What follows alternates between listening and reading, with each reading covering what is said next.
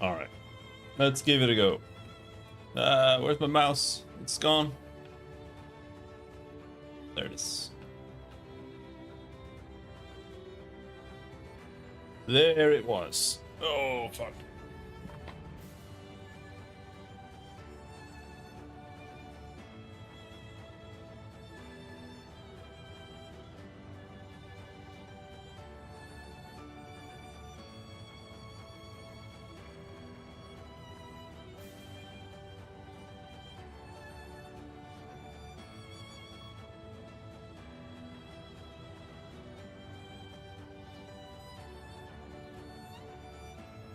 Alright. Can we figure something out today? What is there to do?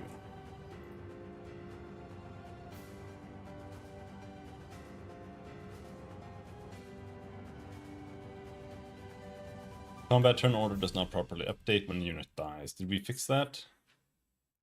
I don't think we fixed that.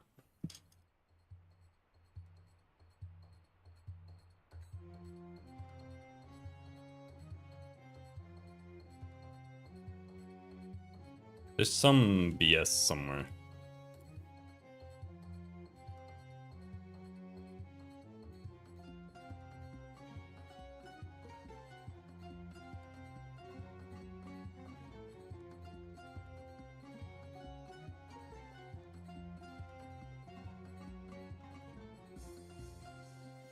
This is wrong. We can't...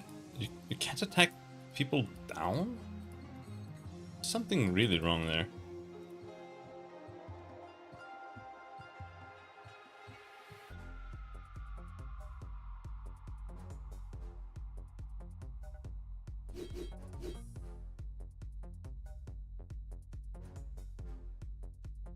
That updates properly.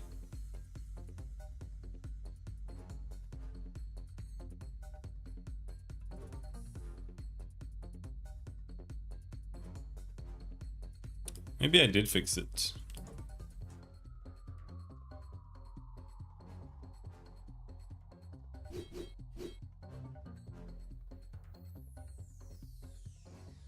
Nope.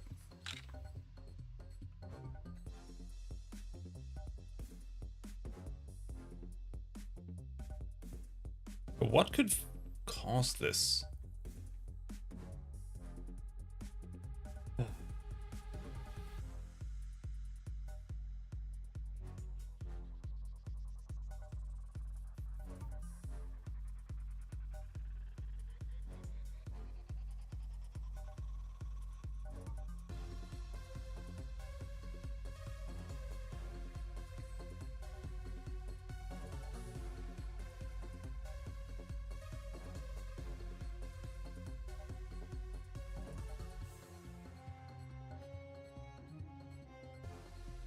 So right now this only happens here. Combat phase update.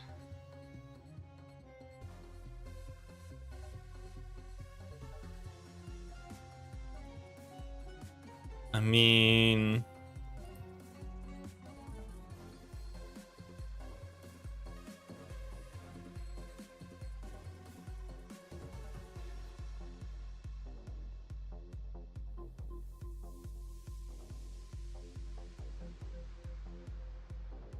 What if we run it, like, here somewhere?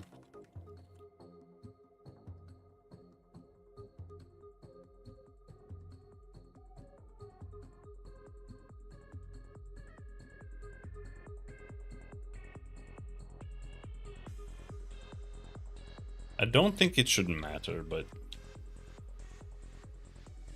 give it a try.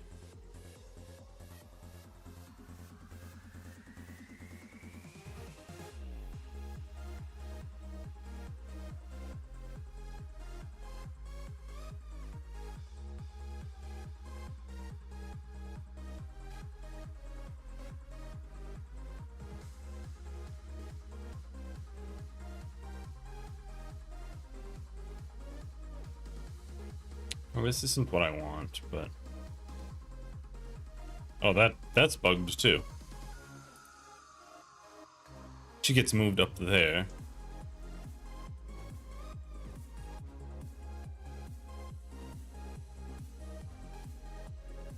Doesn't really matter that much, but...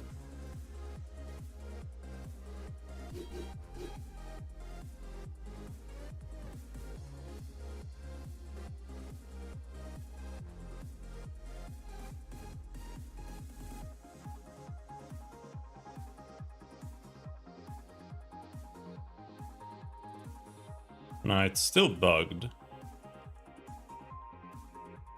And these three get like stacked up on each other, which is weird. So let's see, where's combat turn order? Let's find all the references to that. And everything that says dot sort should be removed.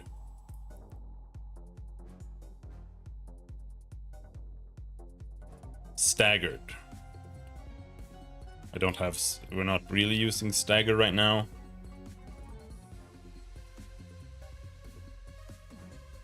But here, dot sort time index. I don't really like that.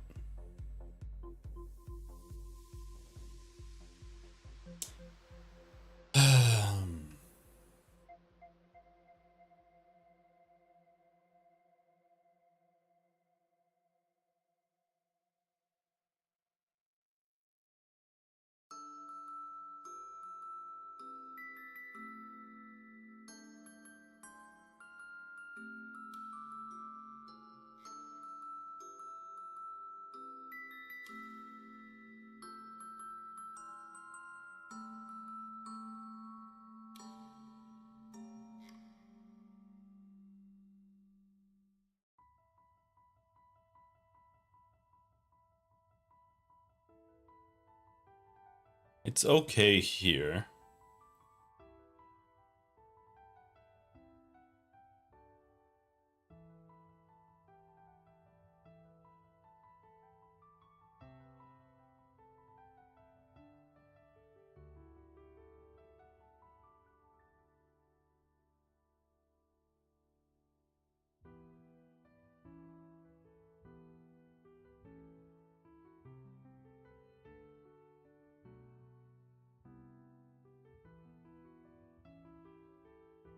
I feel like it has something to do with this. Update combat turn order.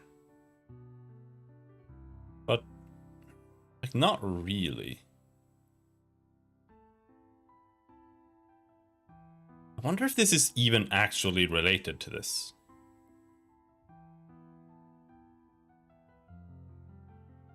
This could be a portrait issue only.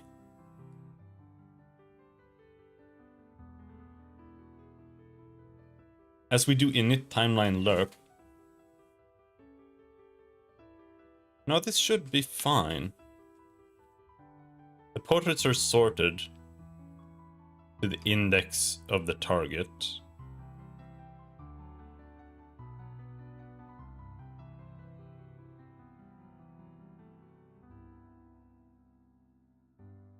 And we're using the time index final.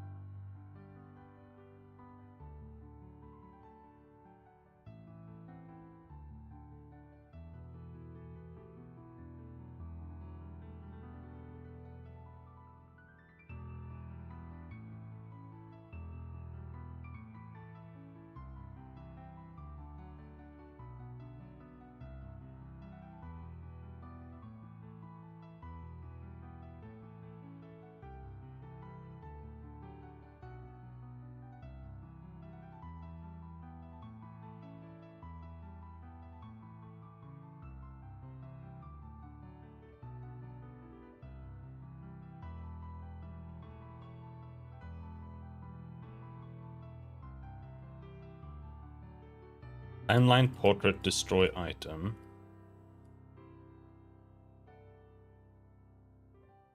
Recheck turn portrait order.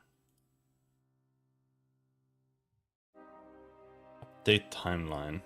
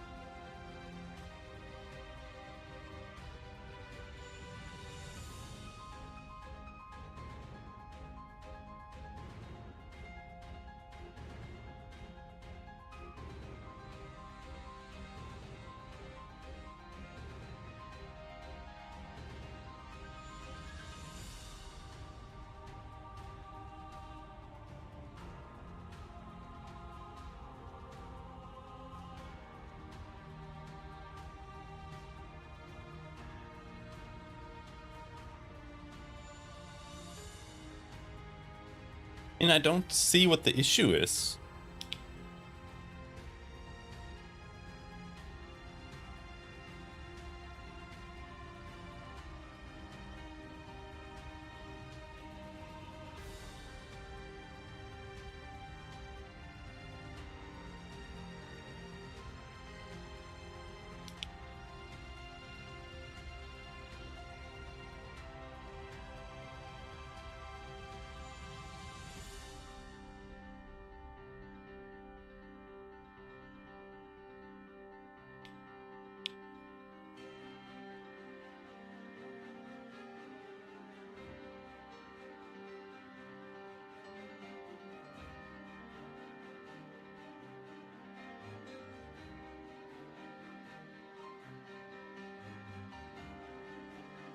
I could...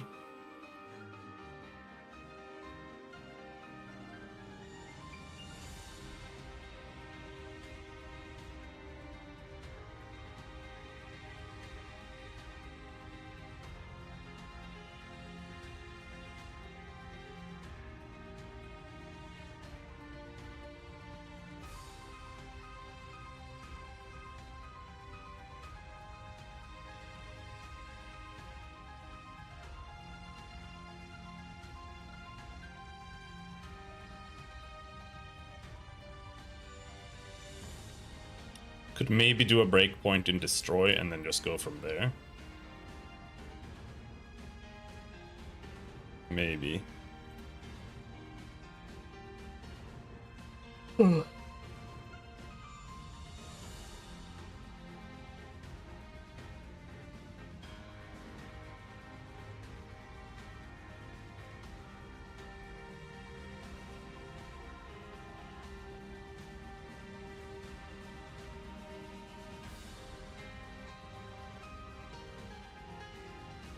I feel like this is...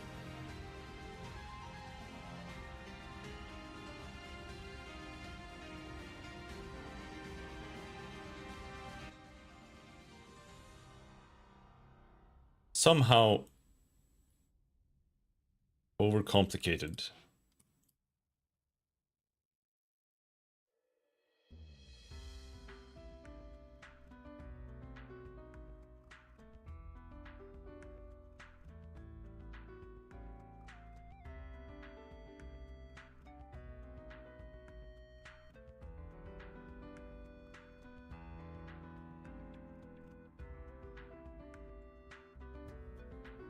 That was simply green.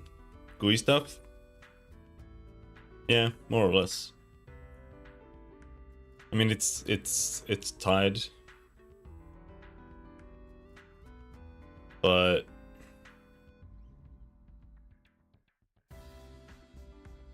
basically it works.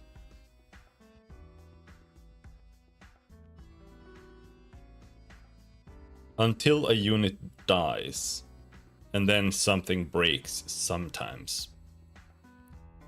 And especially if a unit dies as we are progressing through the turns, and the unit that dies is the next unit that's supposed to act, but he dies from like bleeding damage. And that's when it happens. Always find unities, GUI systems finicky. I'm not really using them.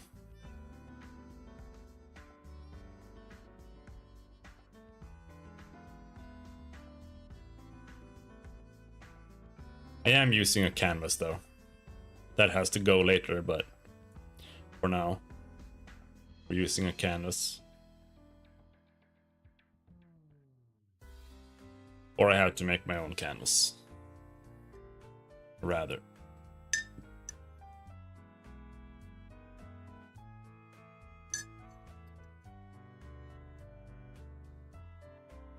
But there's some issue with like updating where the new portraits are supposed to be, and for some reason that's just not being done properly, and I can't really find out where the issue is.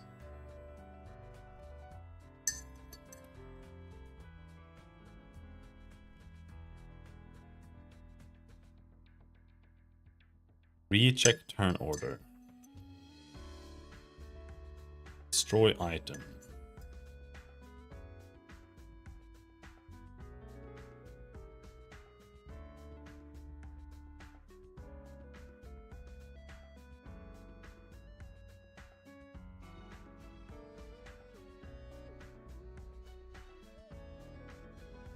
Recheck turn portrait order. Lerp timeline. Update timeline.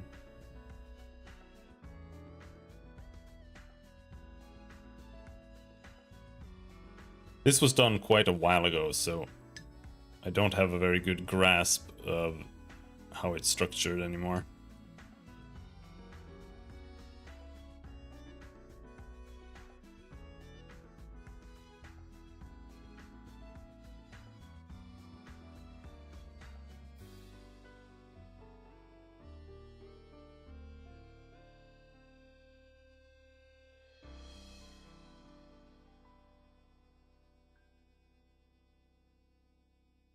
Here I am actually instantiating and shit, and I don't really... That's something we shouldn't really be doing either. Because that's a Unity system. And shouldn't be using that, but...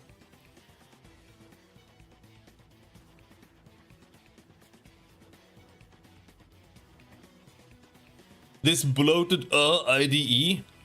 Bro is a pro programmer and has never heard of Visual Studio.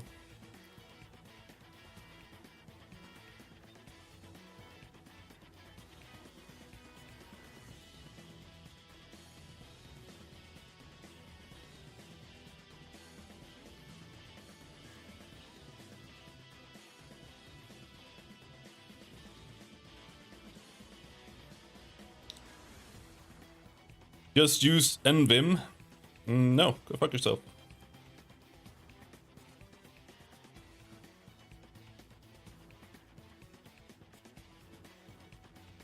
Nerd.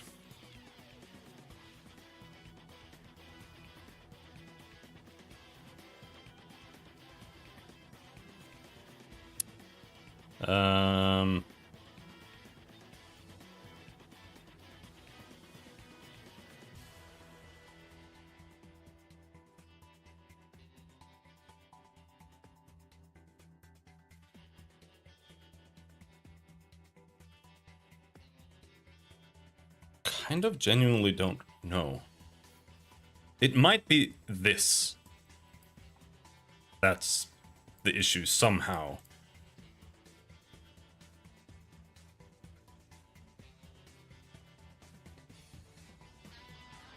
But I don't see how.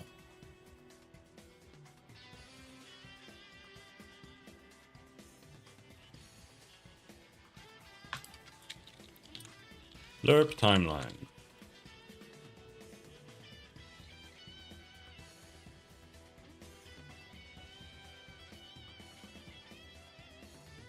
Where is it?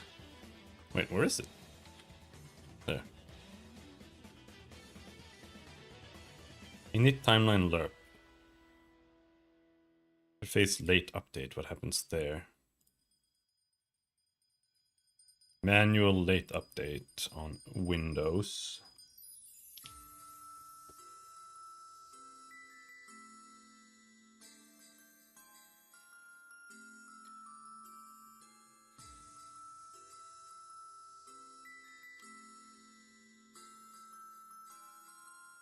We go through the portraits, set target position.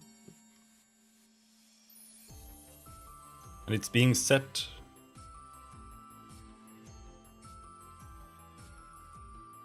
to be the target turn dot time index final. And at this point, this should be destroyed. The combat turn order should already have been. I mean, this could maybe be the issue.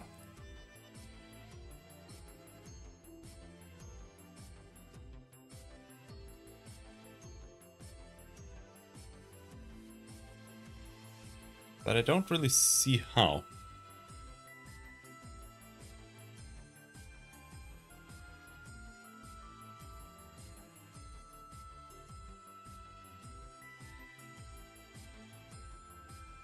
Cause it's gotta be something like...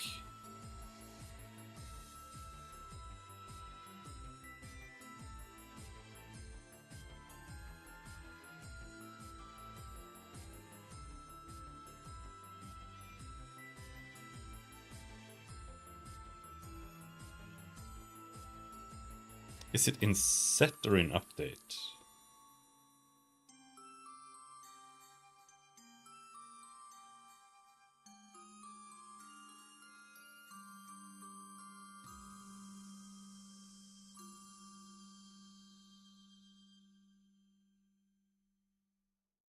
End of turn.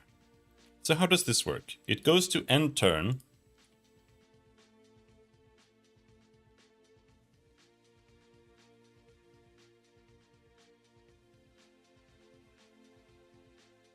And once end turn is done, it goes to turn progression.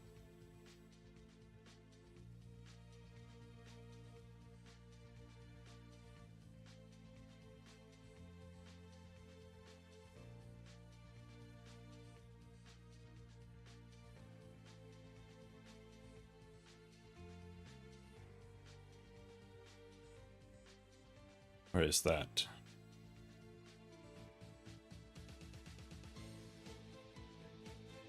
There. So that does nothing on the set, actually. So that's only combat update.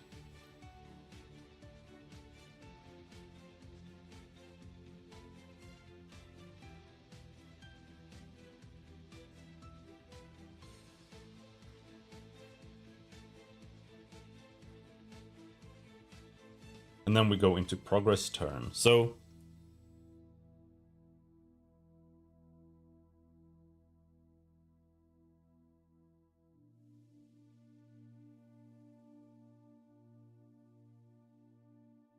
I think it might kind of do end turn. And then it goes on to the next update. And that's when progress turn happens. I'm not sure. I think there might be a bit of an issue with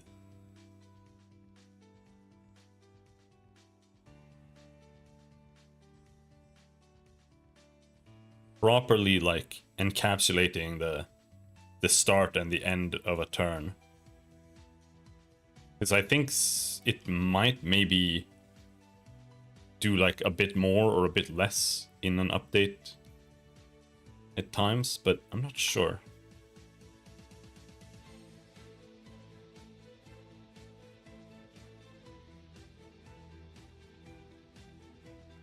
Here, progress turn. We do this. We adjust the time for all the units. We do bleeding. And then we do all of that shit. And as that's been done, we then call for lerp timeline.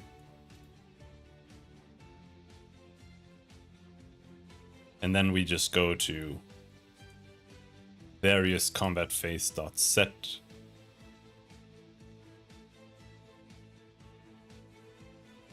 Branches.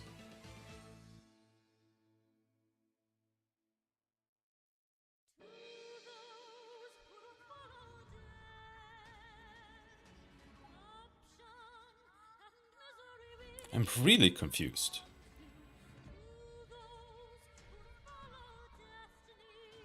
I'm especially confused at how it like half works. So there's just like some information that's like wrong or updated in the wrong order at some point.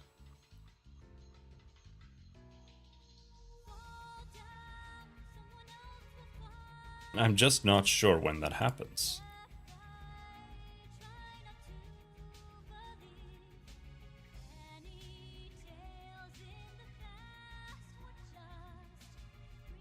Command input. Because this is like a breakpoint. Once you get to command input, it kind of pauses because it opens up the menu and nothing really runs. So if it gets to that point, there shouldn't be like no sorting, nothing weird going on.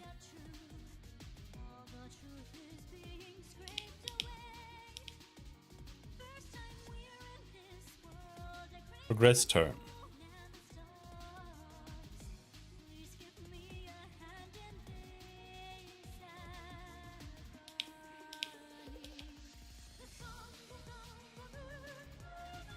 Lerp timeline equals true.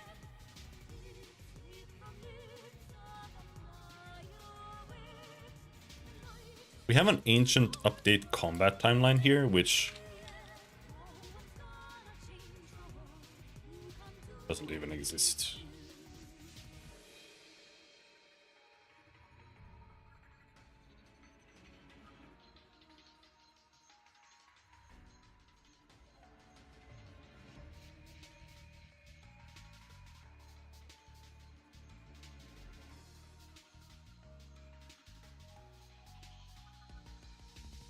Time index adjust. Set time index core.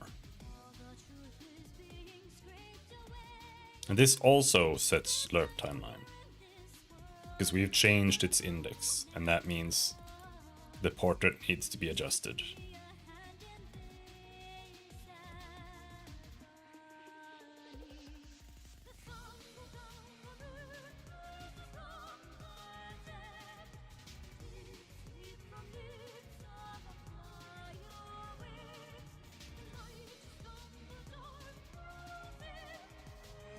It just doesn't make any sense.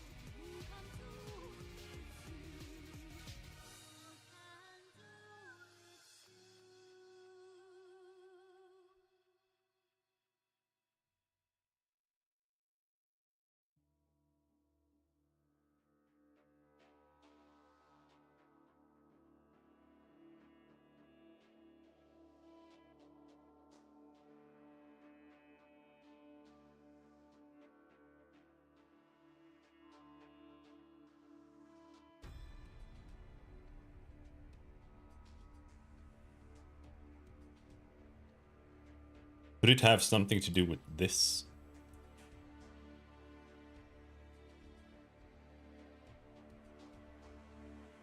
No, I mean, it doesn't make any sense. Because even if it needed to get to like progress turn before it updated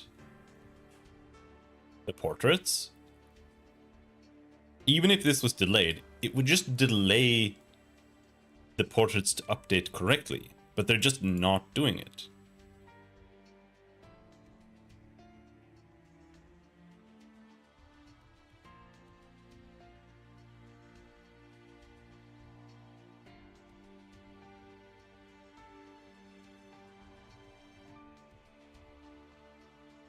Lerp timeline. Like, this is what matters.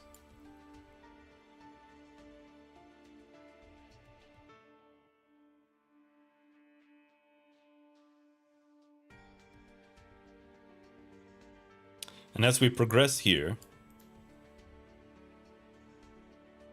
a unit gets killed, and this is where it breaks, by the way. When this happens, it breaks.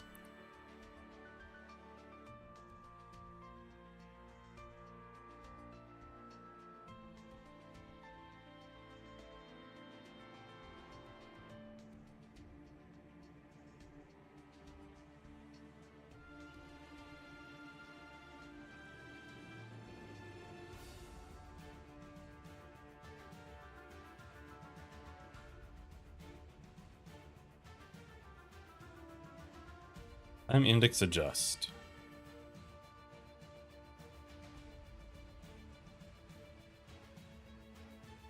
So we go into this while loop. We set checking for next turn to false. We set the current turn to be the next turn in the order.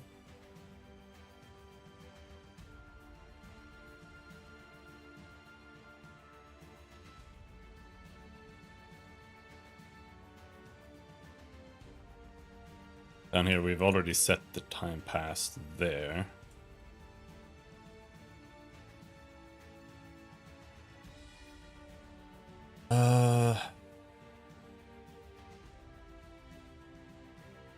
Time passed should be set here.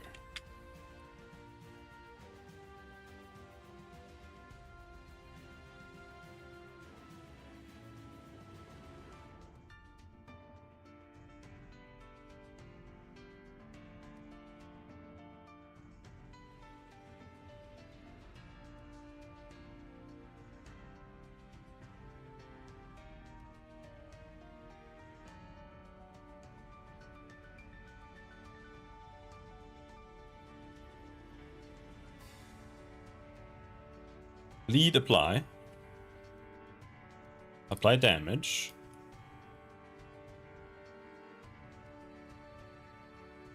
Kill.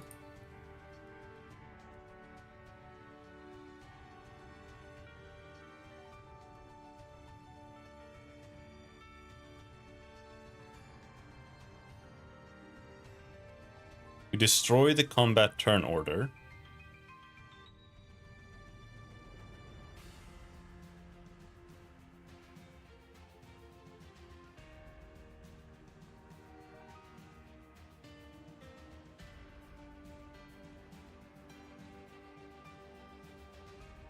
Status effects dot destroy.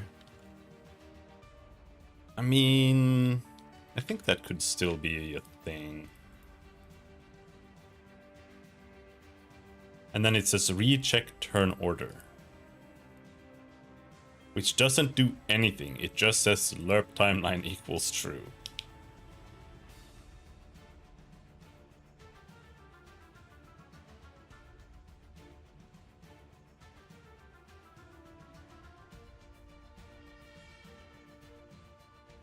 And combat turn order dot destroy.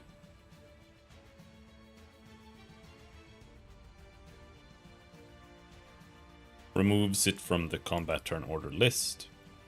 It runs recheck turn order, which again is just lerp timeline equals true. And then it runs timeline portrait dot destroy item.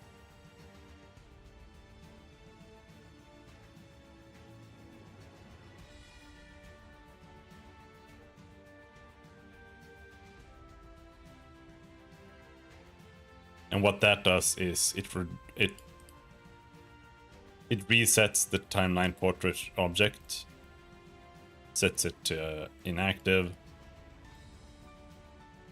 adds it back to the timeline portrait pool, removes it from the timeline portraits, recheck turn portrait order.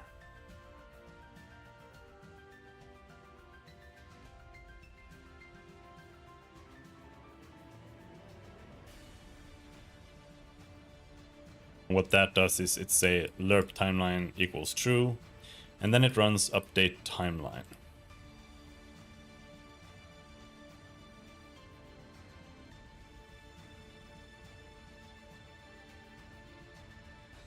which really should just be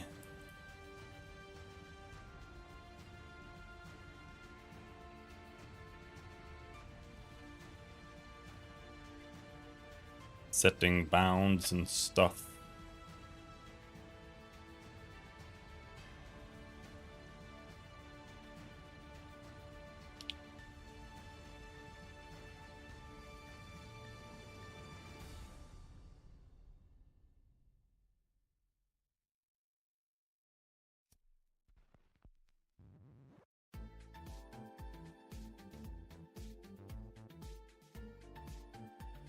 A little weird that I'm initting it.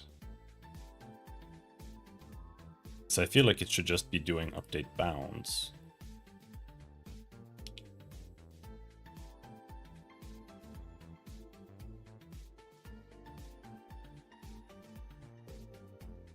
But this almost never runs.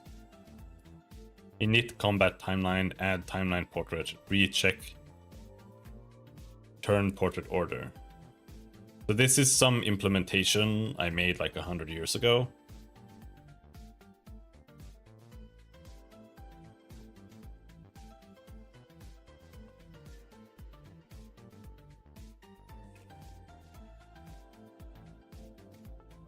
That I've kind of changed a bit. So this really is like init.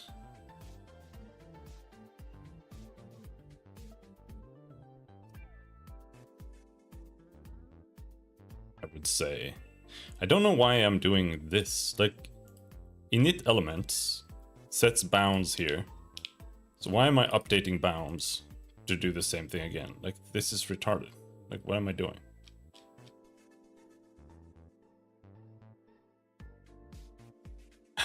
But I also don't think it matters.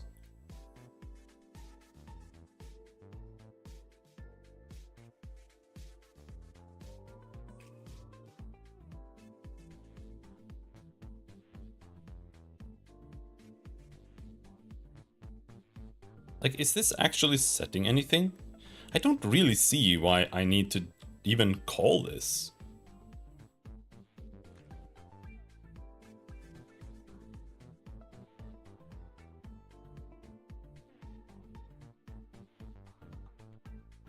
It's not really doing anything.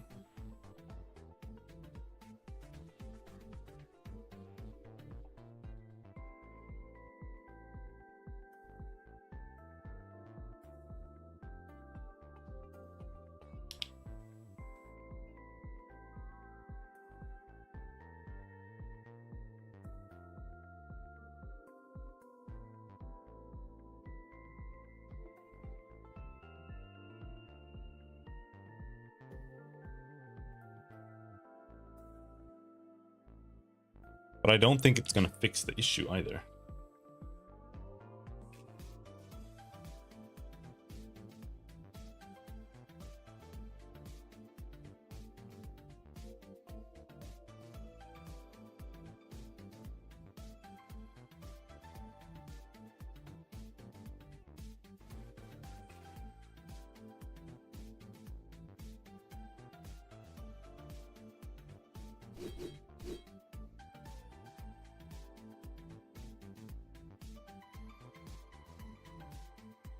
There it worked.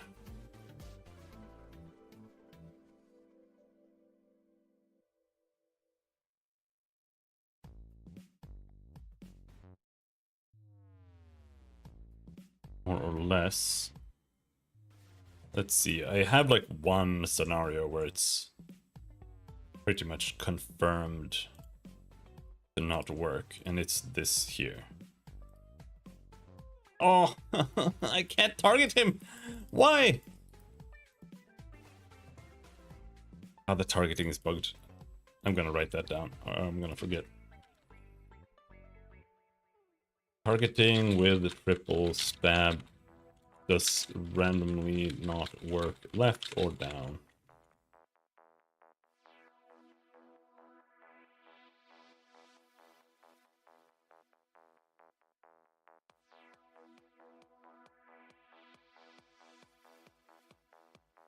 Huh. This guy also doesn't count as background.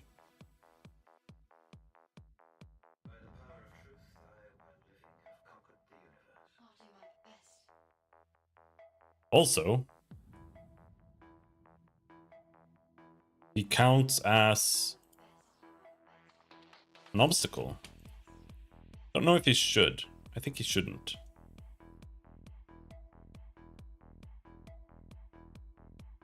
Either way.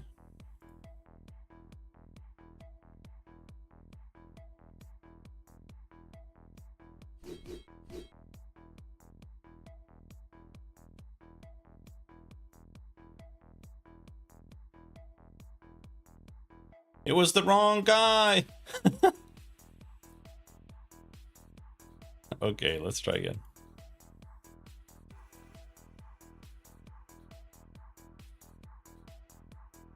Pink, at least. I kind of felt like it was right, but I guess it wasn't.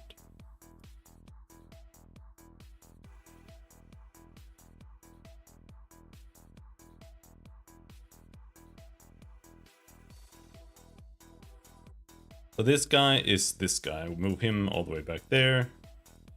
Move him back here somewhere. And this is the correct guy. Let's move him there. Stab.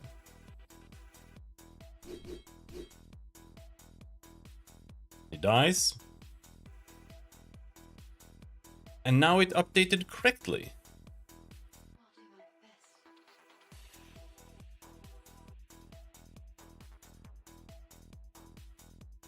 I don't know why updating it broke it, but it did. Oh,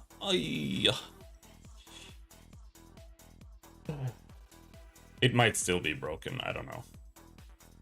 Terrain modifiers, difficult terrain, I don't know.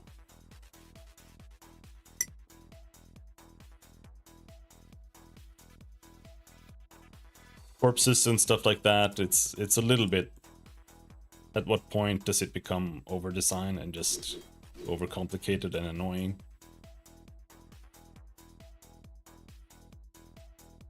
But yeah, it seems to work now. So it had something to do with updating that.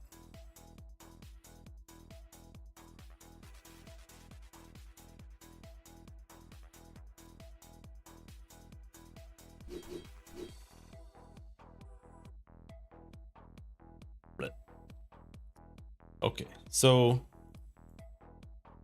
it's gotta be...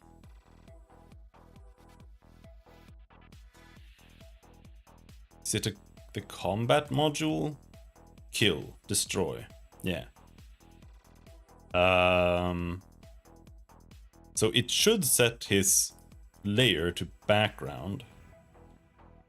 Override sorting layer.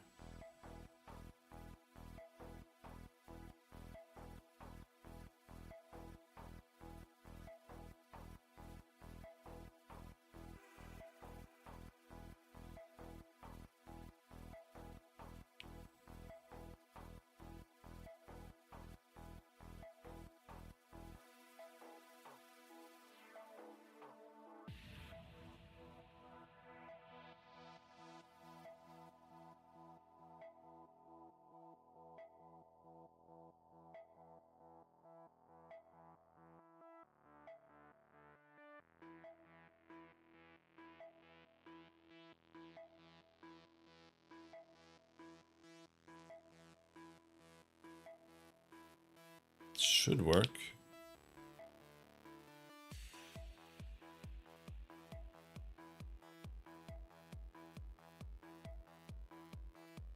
But we also need to say, as we do kill,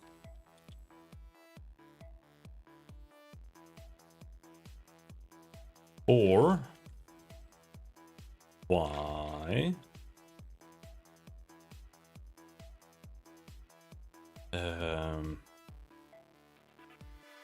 base object dot data module dot value dot file size dot y, and this I think should really also be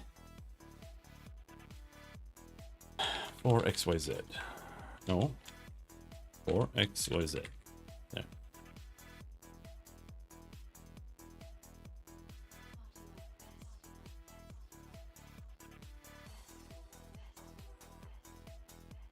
And what we need to do is we need to say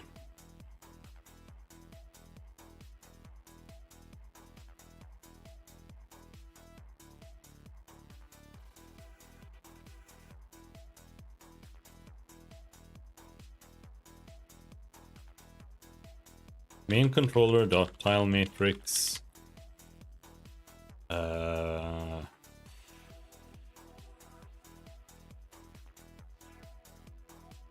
vector 3 int and position equals base object dot lower modified tile lower corner position.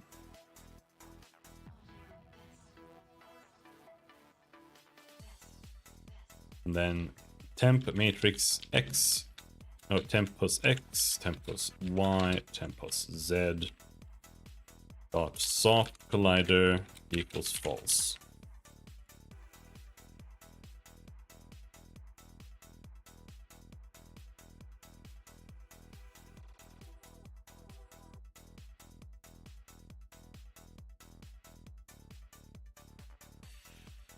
We'll probably have some terrain system, but even so, I'm unsure about how to treat corpses.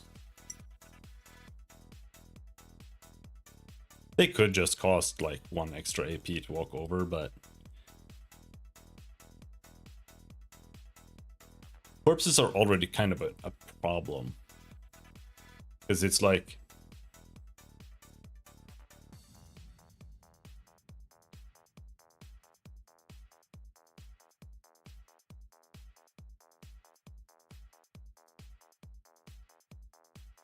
let's say you have a Nephir Spearman and he's standing up.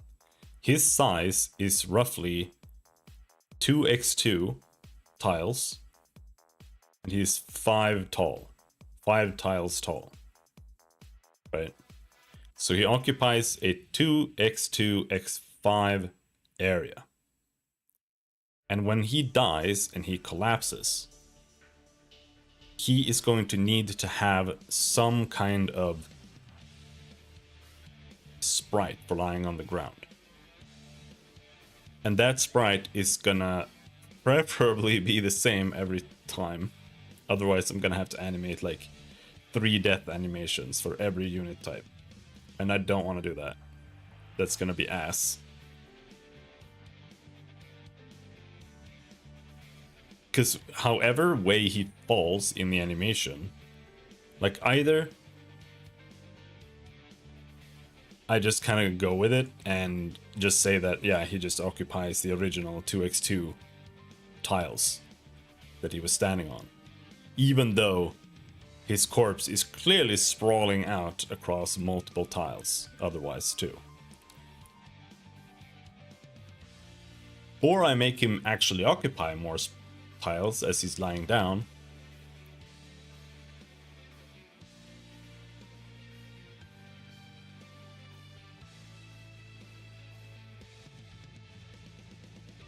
But that means that, like, if a Nephir Spearman dies, he'll always create like a horizontal barrier, kind of, every single time.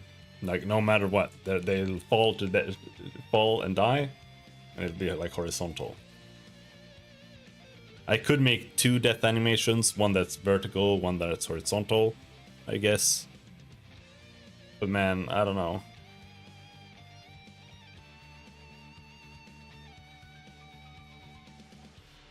There are a lot of issues with going beyond just having like chibi sprites that aren't immediately apparent.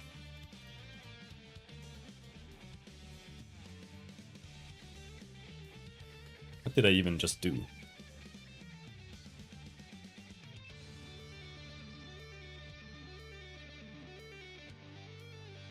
Can't target down.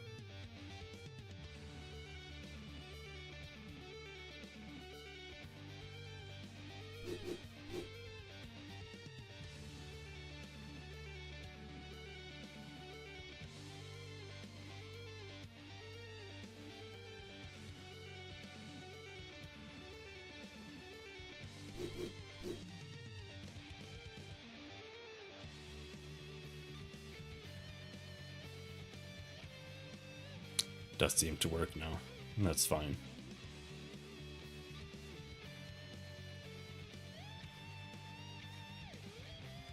It doesn't work entirely.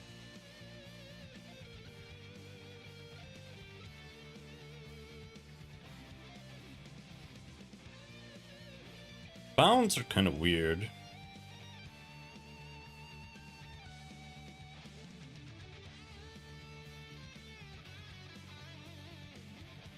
You can only mouse over her on the bottom half. But it's not until you go outside that it counts as going outside. Like, going in is bugged, going out is not.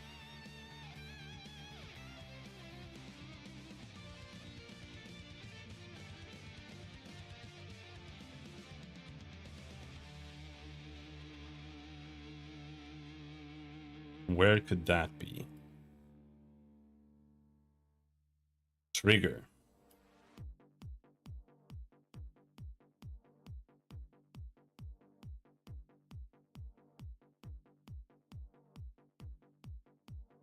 I think it should be this. Check mouse hover. If point in AABB, input mouse position.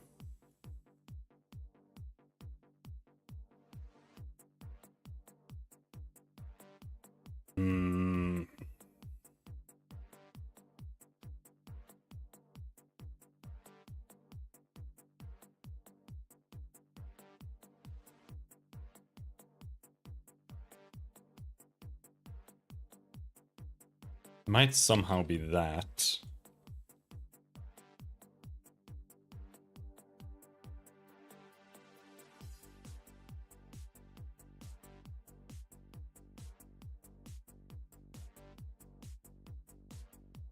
So we are using the canvas scale factor here. What resolution is it set to?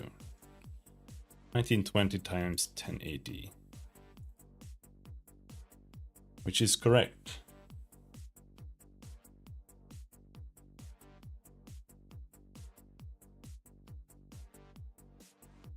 But then the question is, does it work here now? Yeah.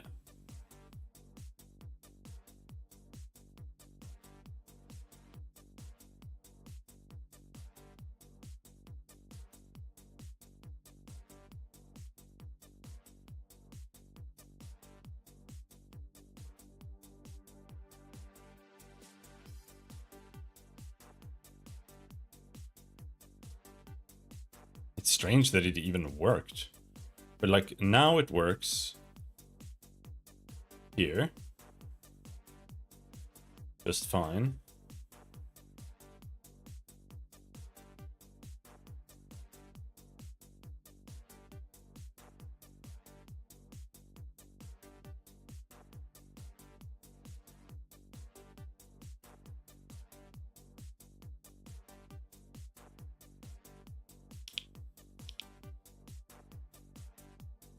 Here we then have the mouse position.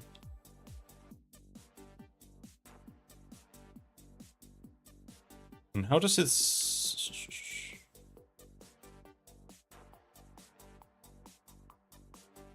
So now we have a canvas here. And it's got a reference resolution here. So 960 times 540 is its reference resolution. And that means that as we're doing this, we're fetching bounds that are being set using this canvas scale factor. And the mouse position is not using the scale factor.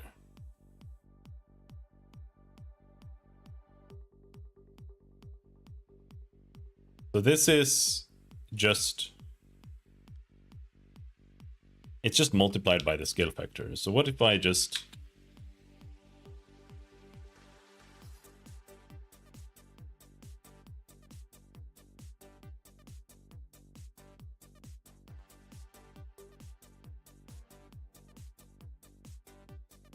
do that.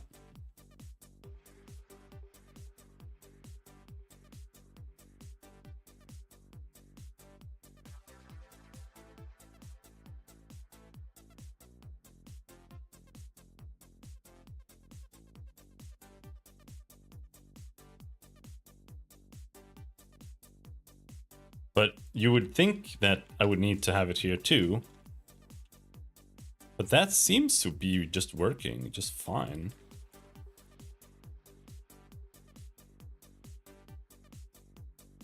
And of course, we shouldn't be doing this. We should be fetching the mouse position somewhere.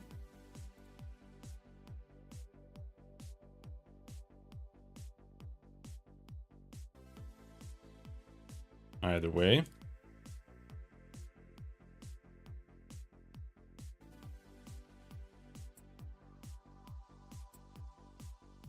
Check if it works here.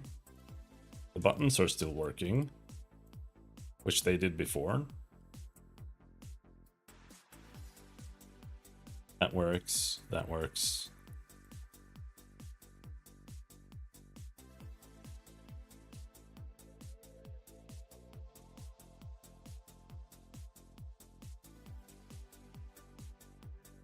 She cannot target down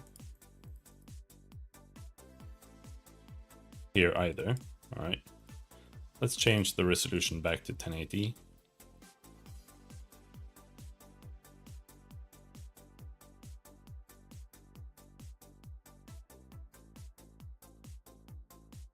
Now it doesn't work. Can't select this.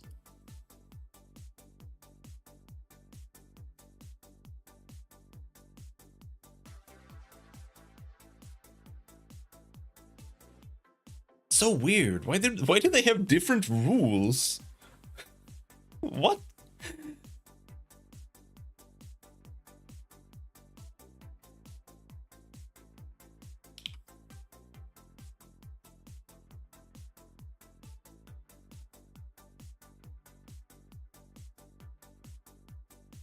Because it's...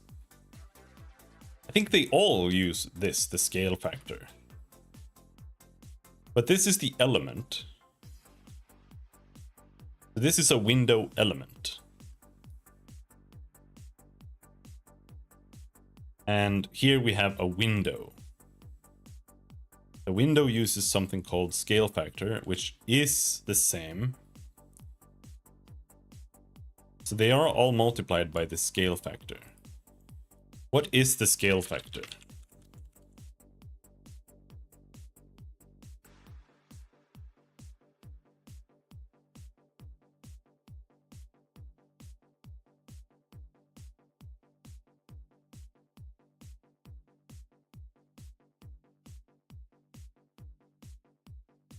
Two.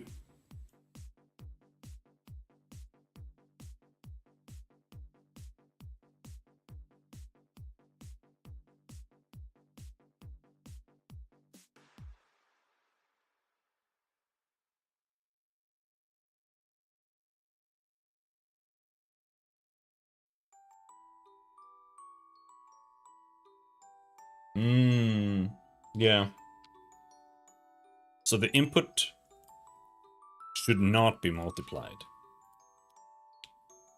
Because the bounds are multiplied up. Why did it work? Like, why did changing this make it work better in one place and doesn't work at all in the other? That is weird. But what's happening is like the bounds for the window elements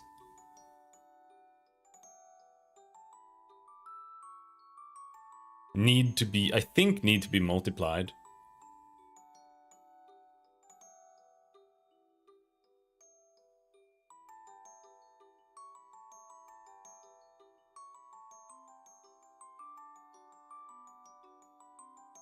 I'm not sure they actually do, but they should. Because when we change the size of the screen, that changes how large the canvas needs to be. And that means that everything that's within the canvas needs to be adjusted to the size of the canvas. So everything is relative. So that's why it needs to be multiplied by the canvas size, right? But the mouse position is actually multiplied by the canvas size de facto by default. Because if you make your window larger, then being in the same relative position in the top corner will just have a higher value. So it doesn't actually need to be multiplied.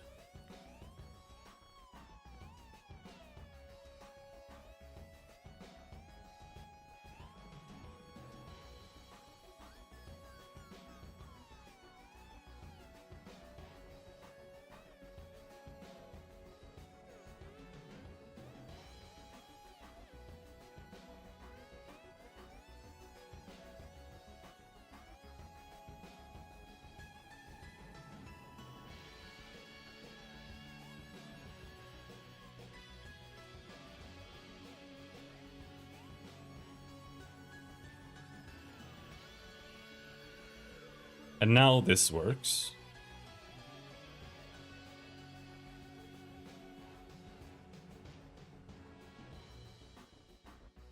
In 1080, though I don't think I've changed anything now. So I'm thinking it could be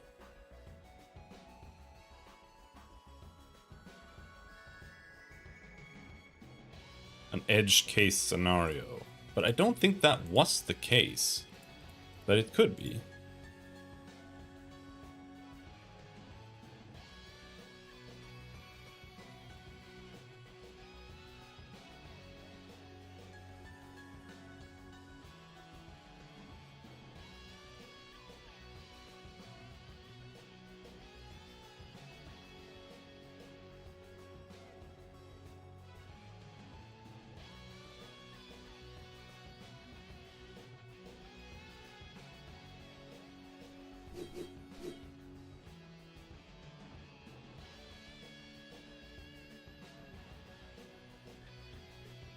Oh, it didn't die.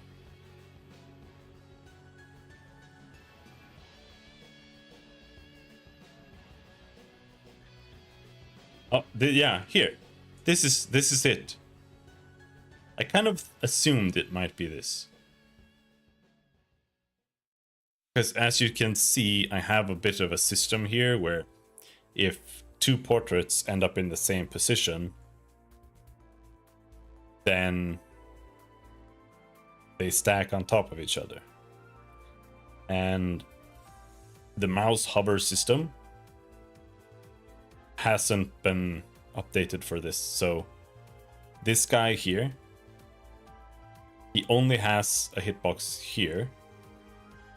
And if I go to the top left of him, he's no longer selected. You can tell by looking in the bottom right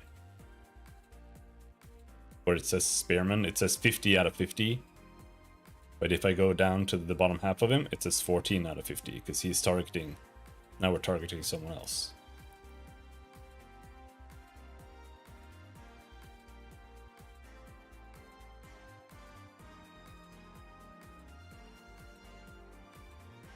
And I can't click on him here. I can't click on this guy here. I can click on him here. And I can click on him here.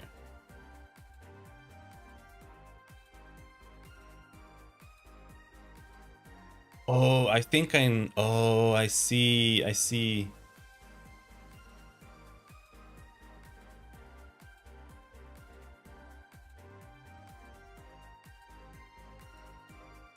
I understand. It's because the timeline that they're on top of counts as the window that they are contained within.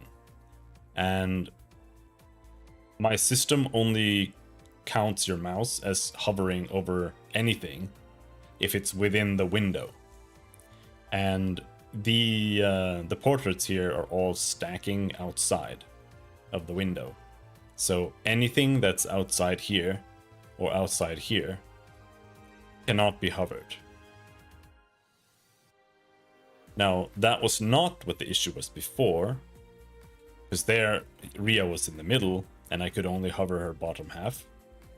But I think that has something to do with like having been up here, and your bounds getting updated as you're stacked up here, and then the timeline lerps you down to the middle, and the bounds don't update properly. It has something to do with something like that. What if we once again go to init timeline lerp? Set target position.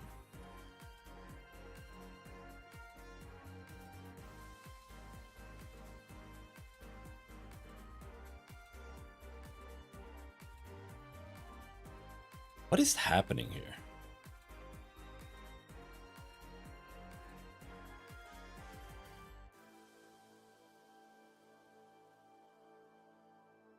Like if you look here,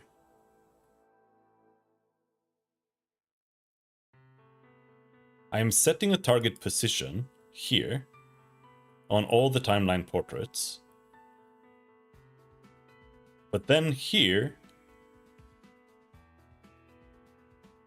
oh, this is the section for moving them up or down. Right. So set target position. Last position, target position, lerp value.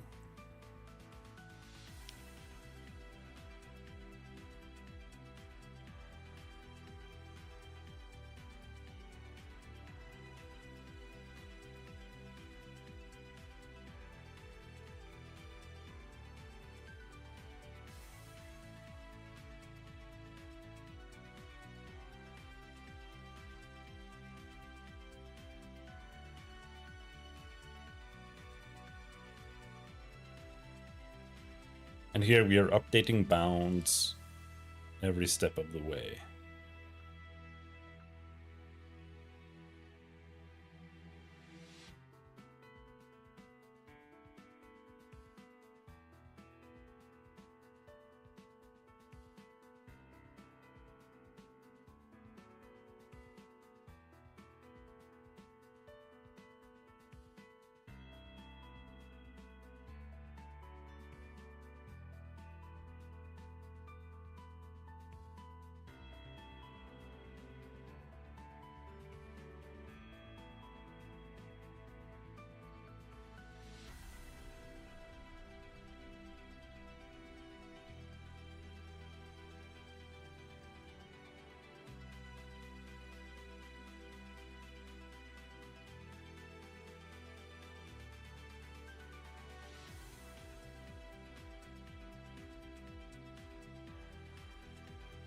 Whatever, doesn't really matter that much. Now what matters more is that triple stab targeting is broken.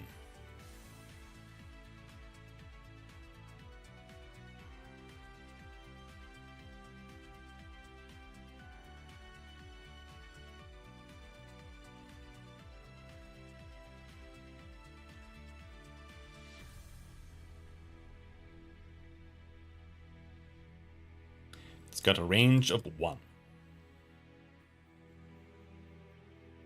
It could honestly have a longer range, like a range of 2 or something. But either way.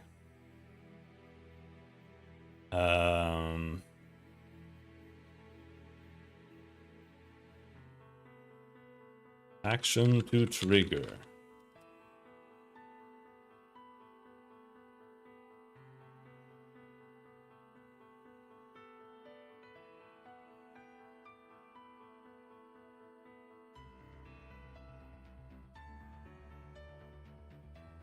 Combat phase set. Action initialization.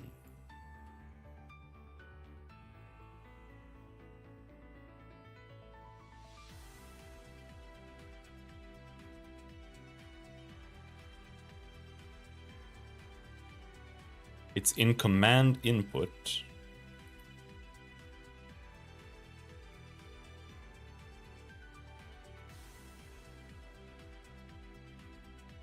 So it's just gonna be in the mouse. Which might be over here. No.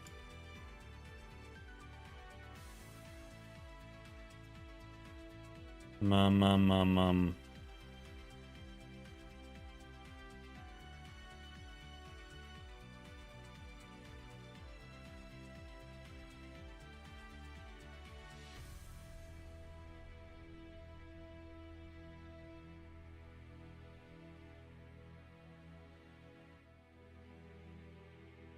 Target tool.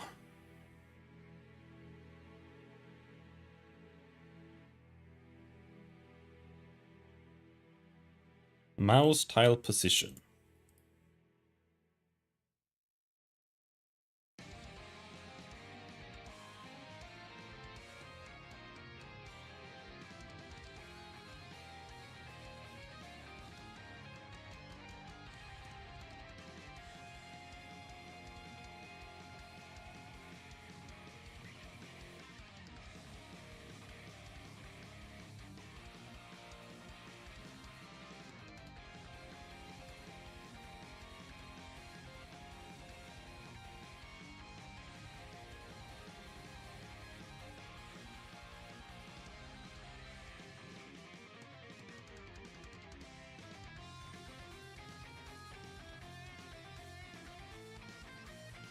Could be this.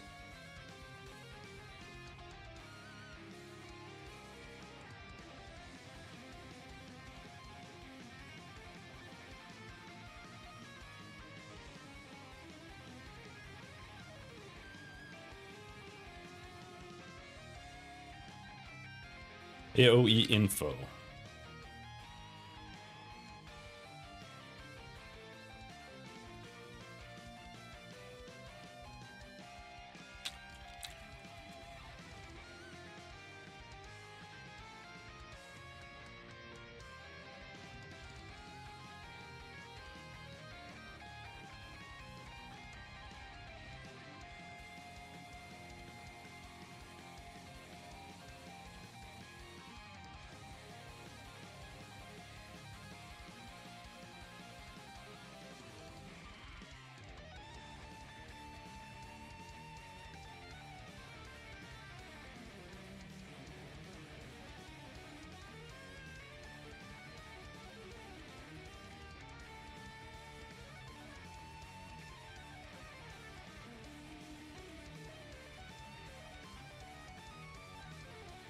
Man, how would you type this?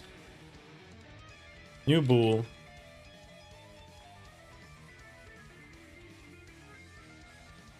It's like that. Something.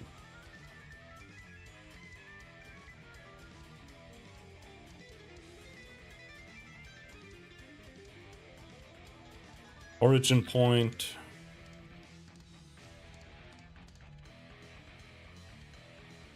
Origin size, vector 3 int dot 1.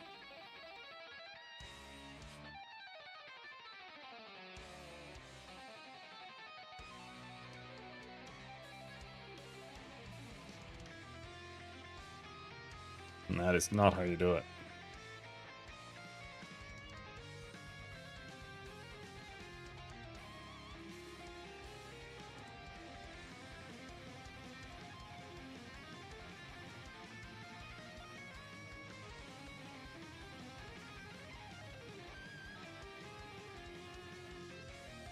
I don't know how to type it. How to type initialize 2D array.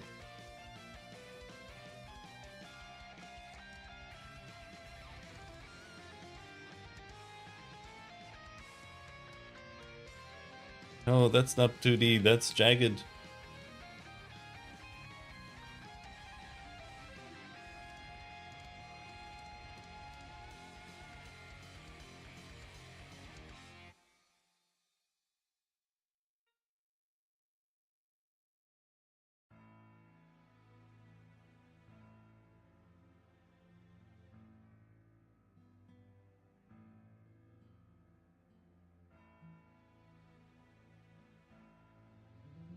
So it's gonna be...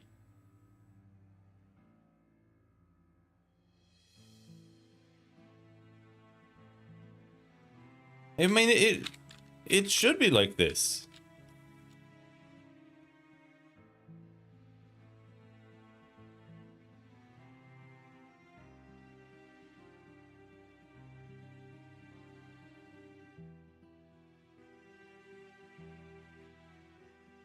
Oh, wait. Oh. It's because it's a 3D one.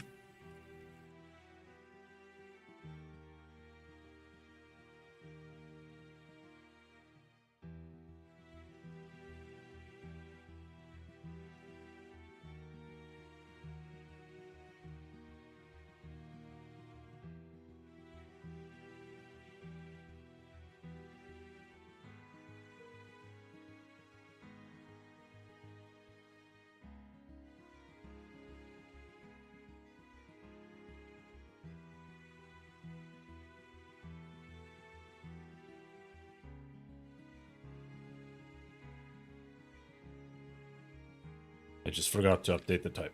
There we go, okay.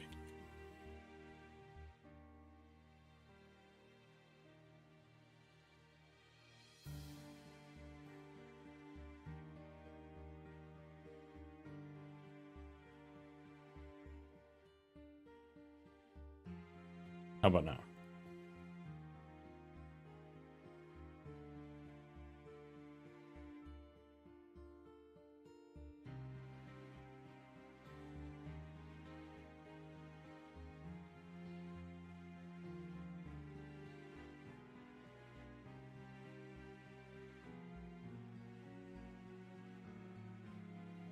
Yeah, that was it.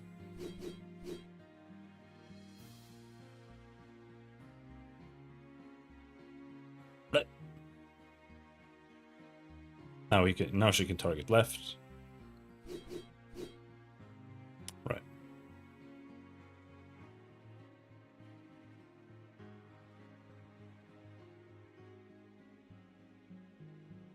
Basically, every attack needs to have AoE information. And because I hadn't inputted AoE info for triple stab because it's a single target skill,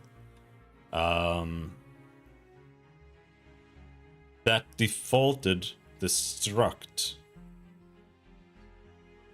to zeros, which meant that it has a Boolean pattern that tells us which tiles are getting hit, right? And that's what the 3D array there with the one true, that's the fact that it's a one tile hitbox. And so the origin point is 0, because that's where in the array it originates. And then the origin size is how big it is. And that needs to be 1, because if that gets set to 0, what happens is in the mouse controller here, as we're trying to calculate the distance,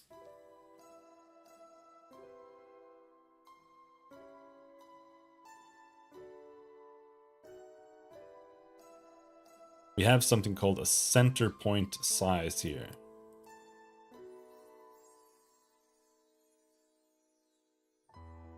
Center point size -1.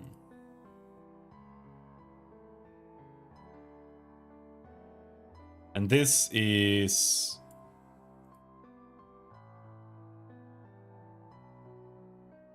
basically used so that we can... I think it's easier to do this.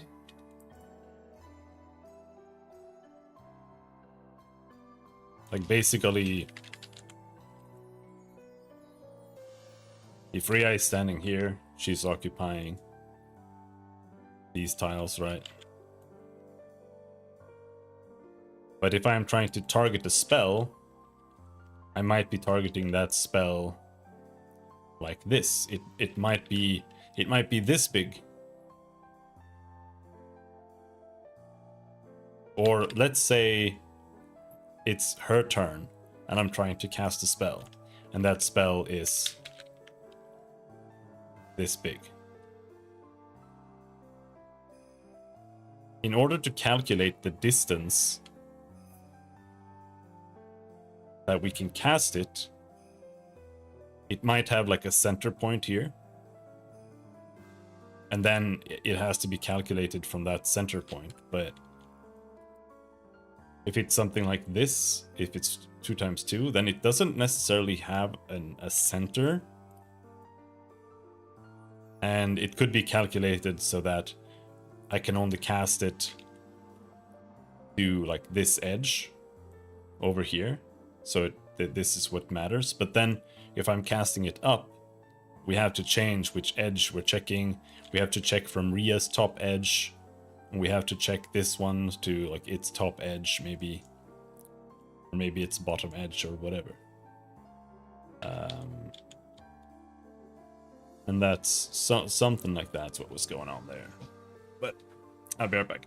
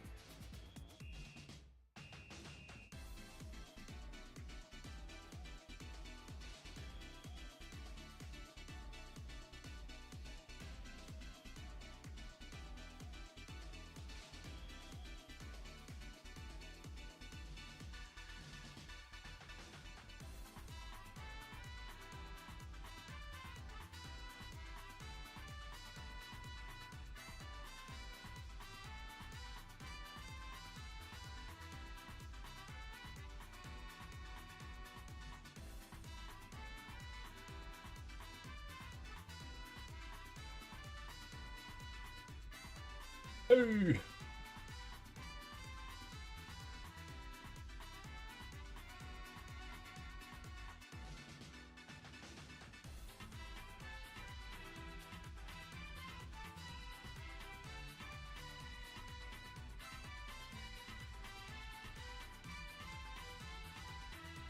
It's very bright outside.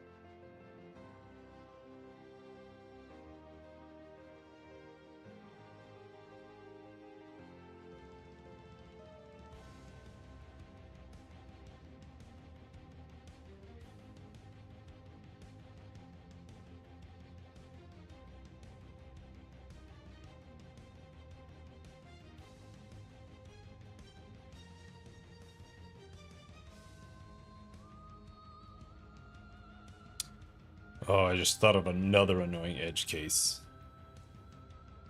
It might be fine. But right now, well, there are things that are kind of might be a bit difficult. Right now I'm only using X and Y for distances and for fighting and for like most logic. But it should actually use X, Y, and Z. And it might become weird in a lot of ways. Like showing where you can target, for example, could become kind of weird. But I think you can represent targets that are in range above your, like, the lowest level by simply highlighting them. So that could be done without like drawing 3D boxes and shit, because that sucks ass.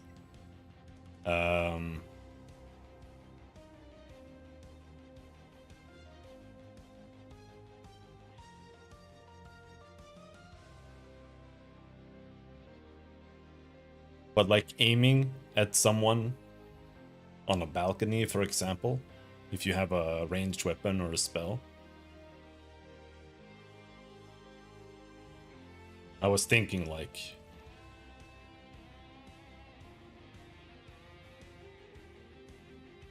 how would I even target that? Like, let's say someone is standing on a balcony and there's a railing or something in between.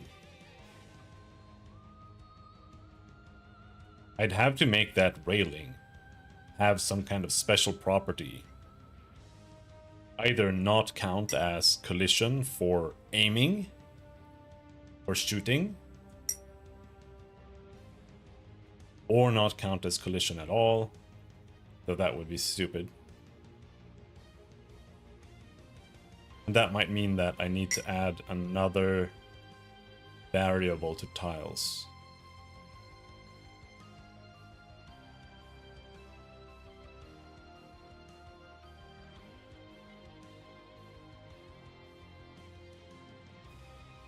Like allows vision or something.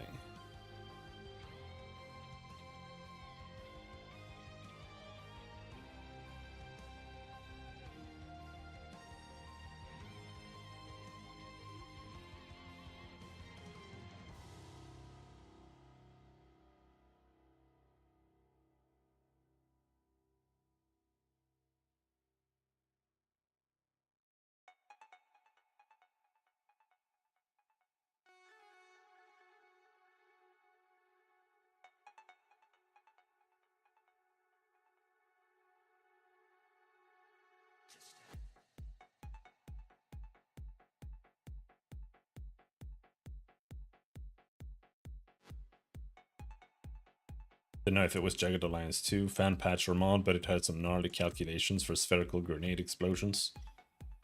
Original XCOM used the voxel system under the hood. Yeah, it's not that hard to like calculate distances or like spherical AoEs and stuff like that. But when it comes to targeting, it's more about the issues of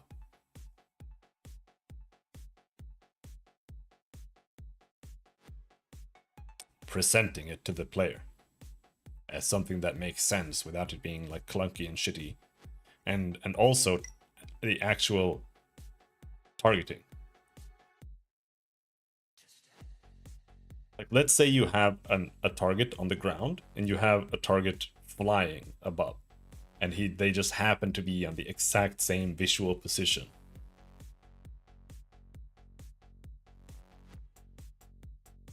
Now you have to implement an entire system for that. And you can say like, yeah, just use like the scroll wheel or something, but it's not that easy because it's like an edge case system, and it would have to be like visually super obvious. You'd have to have like a pop-up next to it or something that shows like a scroll wheel at least. And then it would be fixed. That's assuming that the scroll wheel isn't doing anything already, like zooming, which it might be.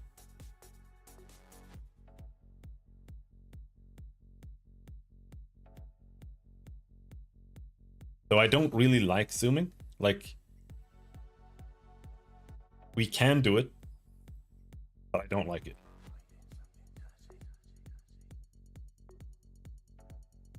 Because it fucks up the art.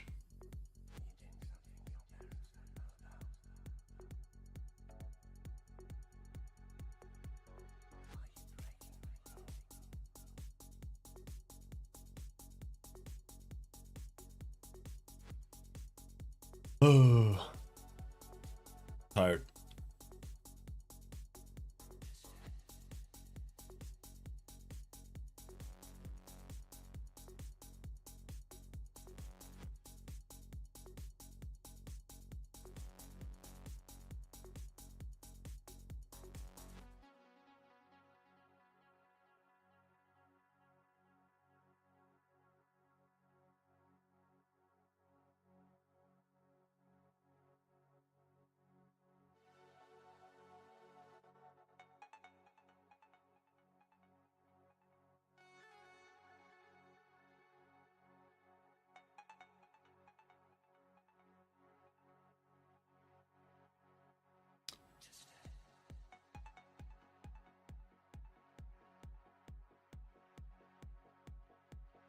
And transfer the 2D ground plane position vertical. Put some sort of highlighting on the flyer. I'm not sure I understand exactly what that means, but yeah, no, it's solvable. But we'll get there later.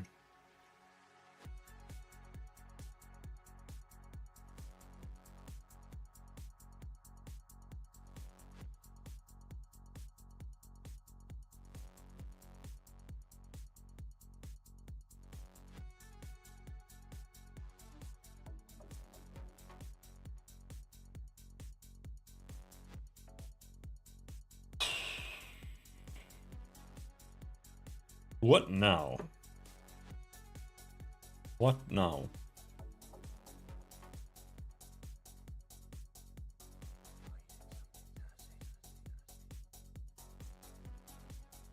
The...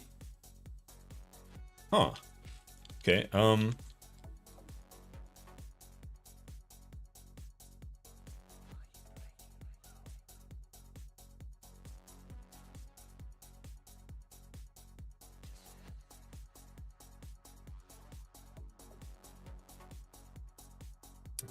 oh, I think I just fucked it up. Let's see. Where was it? It was on kill. Here.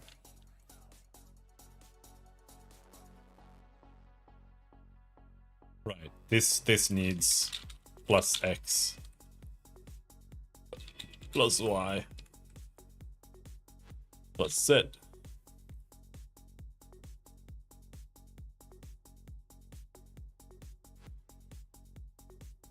Let's see if it works now.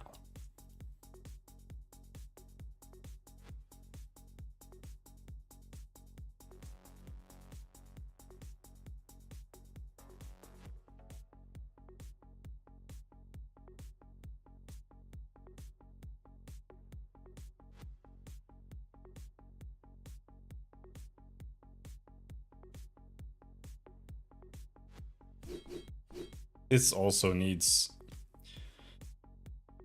See, there are still some difficulties too with the way we are presenting things when it comes to combat. Like I've had people... Okay, so this works, but the actual targeting counts the unit, not the soft collider. Okay. But yeah, like the way we have combat functioning, like you select a skill, you click it, and then you have this thing here where it plays out like this, right? It's not necessarily ideal. It's not perfect, but it's pretty much the best I can do, I think. And at least like the core concept. There could maybe be more of a window with like backgrounds and stuff, but I don't like that much because it's a lot more invasive. It rips you out of the game world, kind of puts you in like this painted background scenario where the two characters are fighting like in Fire Emblem. And then after that's done, somebody dies, whatever, you go back, and then you have to like retransition back into what was going on. Like, oh shit, where are my characters? Because you get kind of reset a little bit.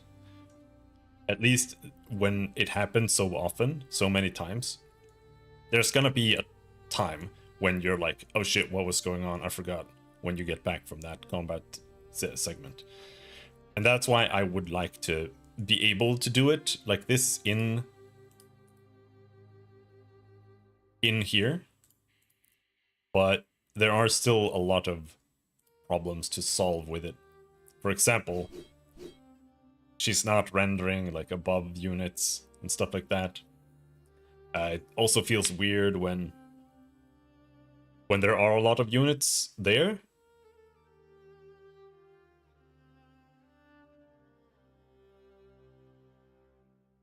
So I'm not really sure what the best way to do this might be. Or the best way to present it more in a more final way.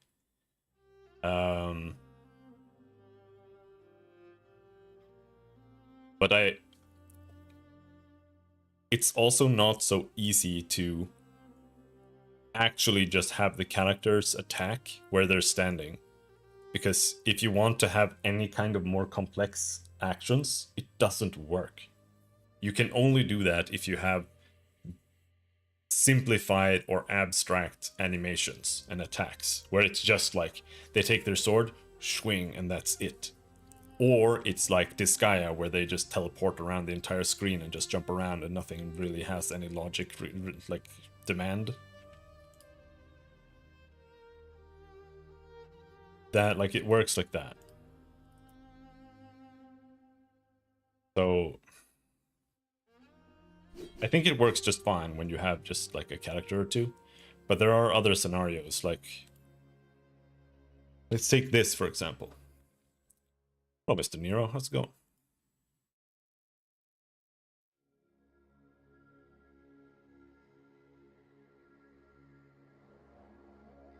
Let's say we are fighting here. How is this gonna play out? Like, you see? It's a little bit like... not sure. But I think basically what I need to do is I need to switch them to be like foreground objects when they enter combat. So that they render in front of buildings, they render in front of every other object. Something like that. Maybe I need a separate layer for like combat.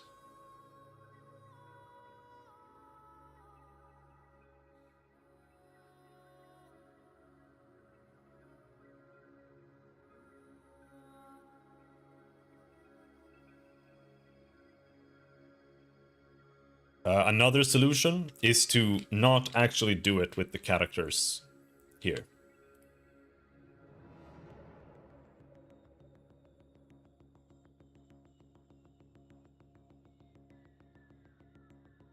Could be something like when I select to attack here, what if instead of these two characters being like pulled apart and then put to face each other, everything is just darkened and then the two characters appear like here in the middle and then just kind of fight. But that's where it becomes like a question of, okay, should we have some kind of background? And then if you want to have a background, then that means that we're gonna need to have backgrounds for every single scenario. It's good. There's gonna need to be like an Astrian city map, an Astrian wilderness map, you know, whatever. It's gonna be like 100 maps or 100 backgrounds, and I don't like that.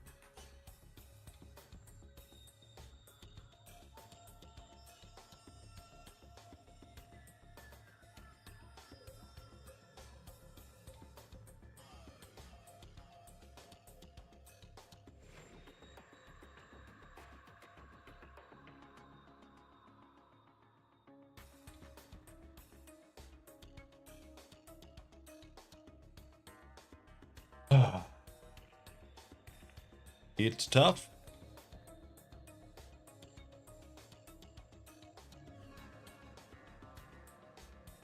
Spells and stuff work, or they honestly work better, I would say, on the battlefield, because then you can make the spells have like light effects and stuff.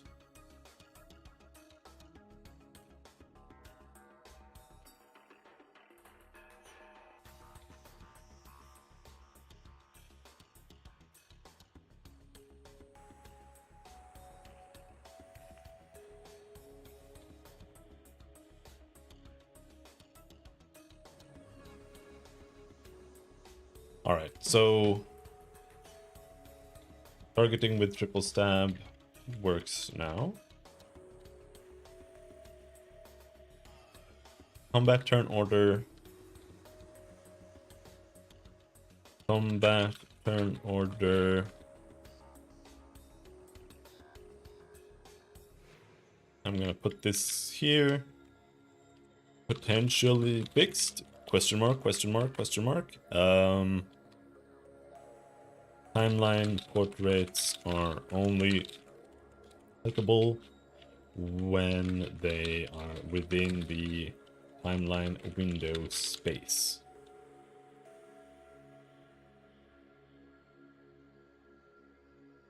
And what was I thinking? Yeah, fix inability to move over a corpse. The mouse is checking for the object.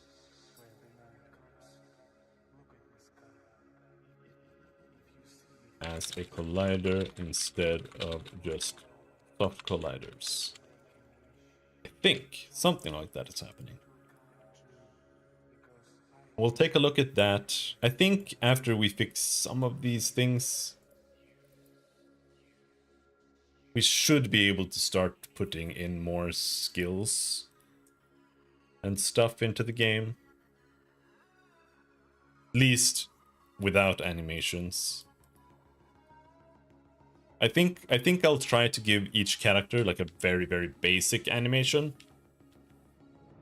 Like literally 1 frame or something.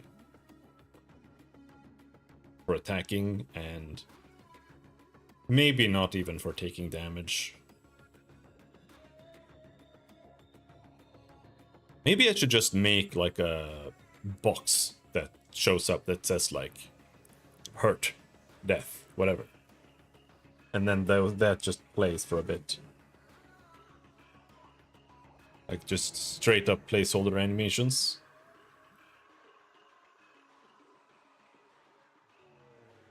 Because the next step is going to be difficult. Because not everybody can do this. And that's basically gray box testing. Where we just have a bunch of placeholders and we test like gameplay mechanics. Because before I can start implementing skills and animations and stuff like that, we have to be doing testing and have to more or less solidify a bit more how the characters should be. So I can't just start animating randomly. I've already done that too much.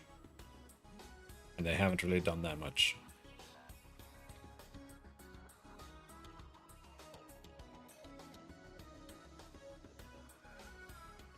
Oh, and one last idea I had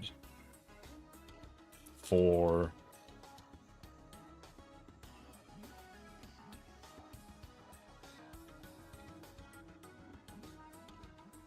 the combat segment is, in addition to the characters being like in the front or being foreground objects and drawing like on top of buildings and stuff, I also want to try just visually pushing everything that's around them away when it comes to other units. So if there are like 6 units packed in an area, if 2 of them fight, then they should just like visually move away so it looks like there's more space. But this might also like push units into buildings and stuff like this. So it might just be bad. But either way, it's a difficult thing to solve. Because otherwise, I'd almost have to give attacks like a minimum range. And I don't know if I want to do that. Like if we were to go to the extreme and say that, okay, we should just play out every animation on the board, then I would have to give attacks minimum ranges, because otherwise the character wouldn't be able to fit and like move around enough to be able to perform the action. And I think that's just worse than the characters being able to just move and stand next to each other, and then we have some kind of sequence that plays out. Either way, I'm gonna go for a little walk, and then I'll be back, and then we'll try to fix this mouse issue. The timeline thing is whatever, it doesn't really matter that much. And then maybe I'll try putting in another skill.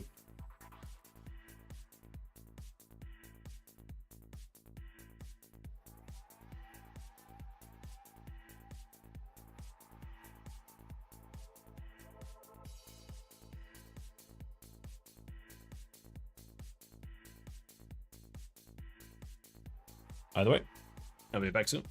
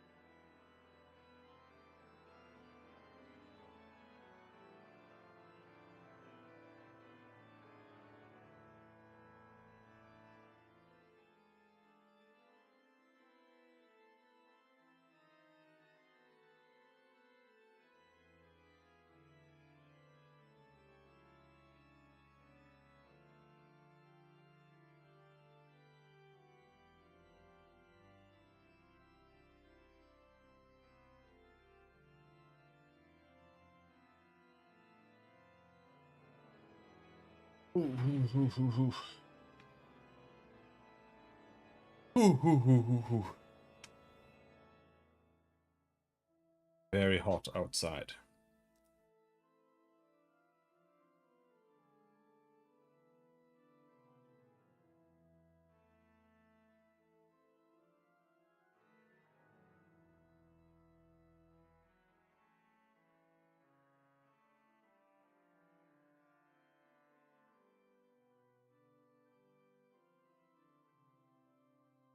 They don't show. Show me. Mostly positive? Really? Feudal Japan? Oh.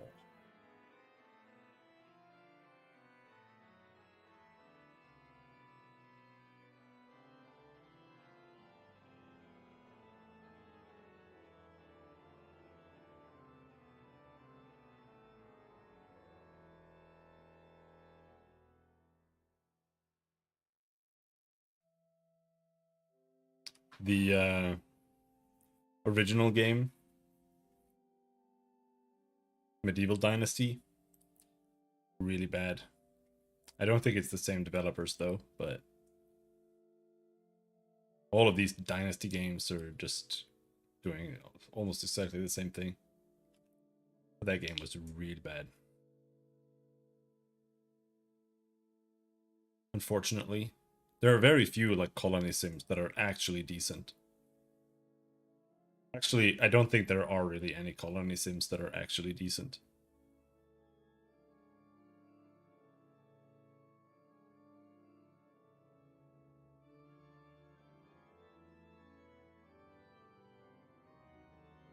Like Norland is probably the closest. RimWorld is like borderline unplayable, in my opinion. So is Dwarf Fortress for completely different reasons.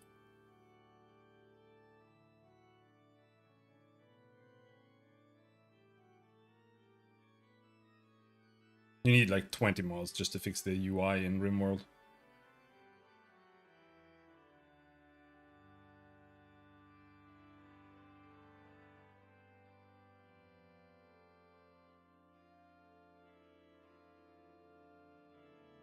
New and trending.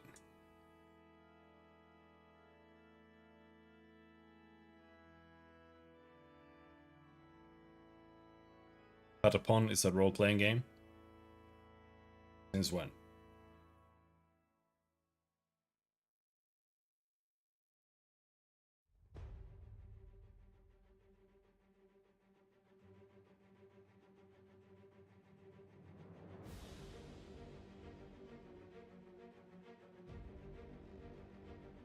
New.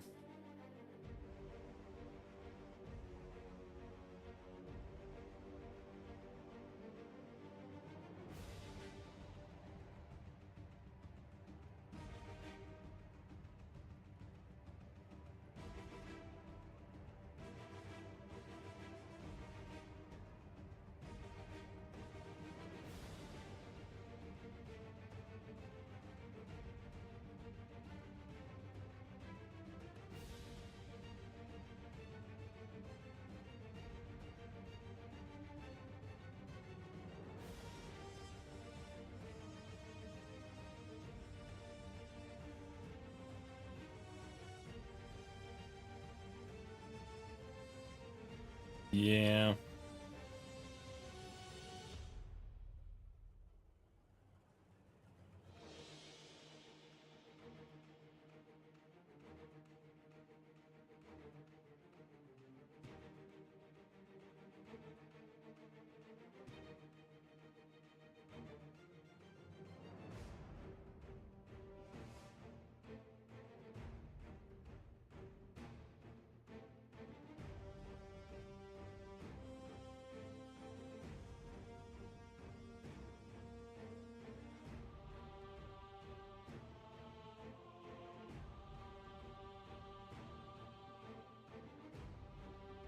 I don't feel like I need to click on this, but it won't load.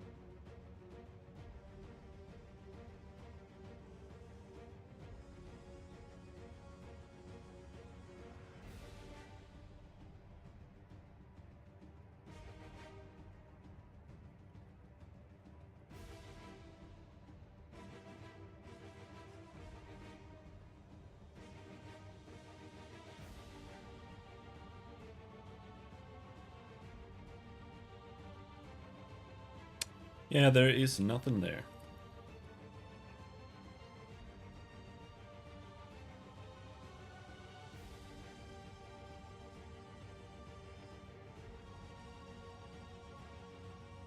Chinese RPG.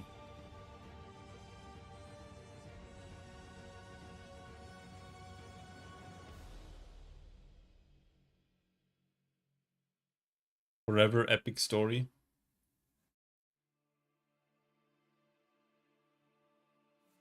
Why is there a music album on Steam?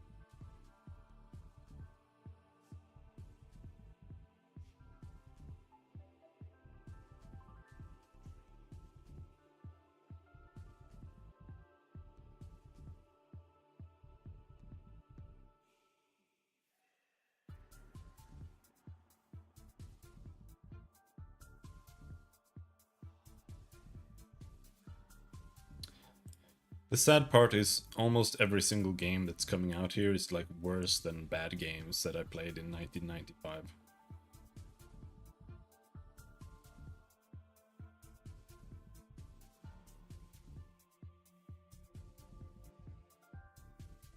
And the amount of games here that are actually better than anything I played in 1995 is like, honestly, so far, I think 0 I've seen here that looks like it has any potential.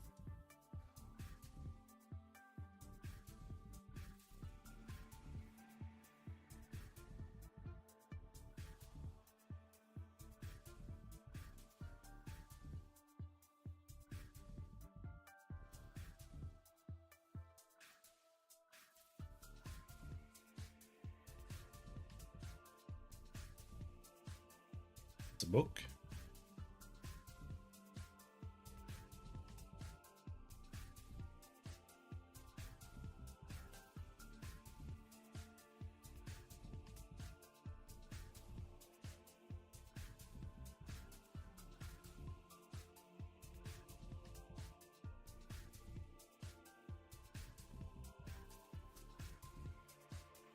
Creature collector, no thanks.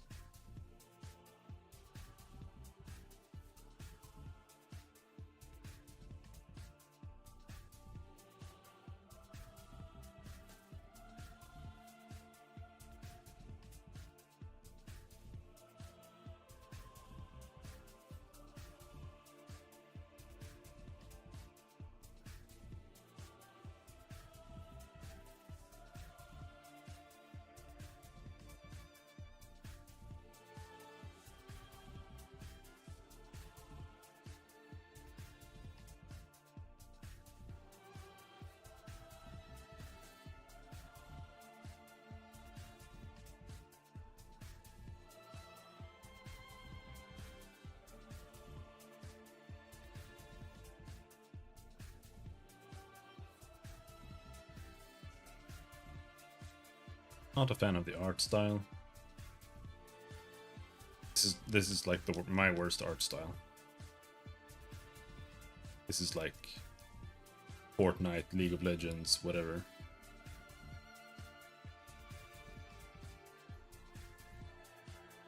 Dragon Wilds.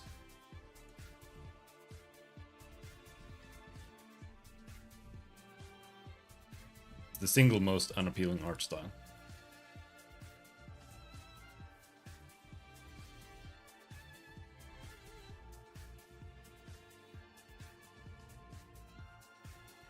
Sure.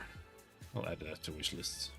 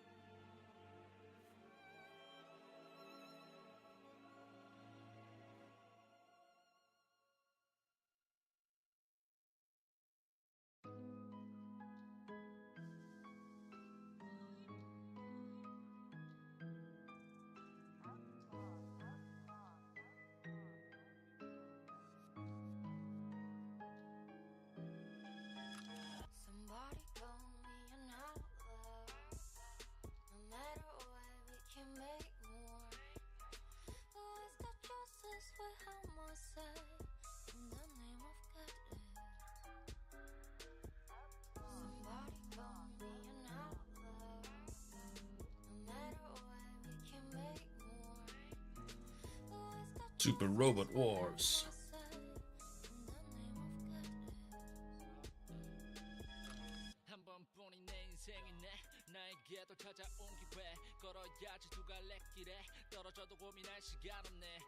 Gohan Quest.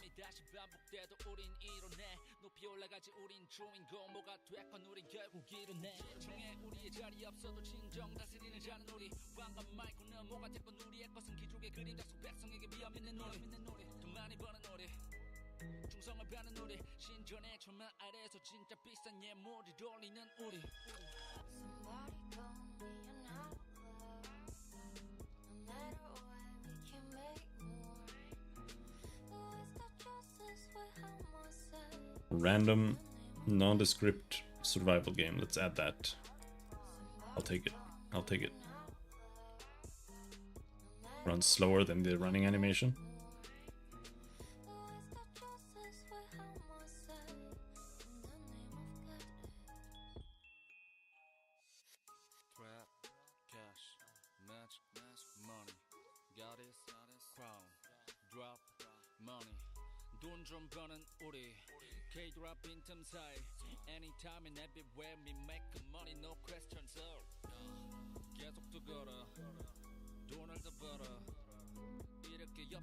There's like not a single RPG in here, by the way.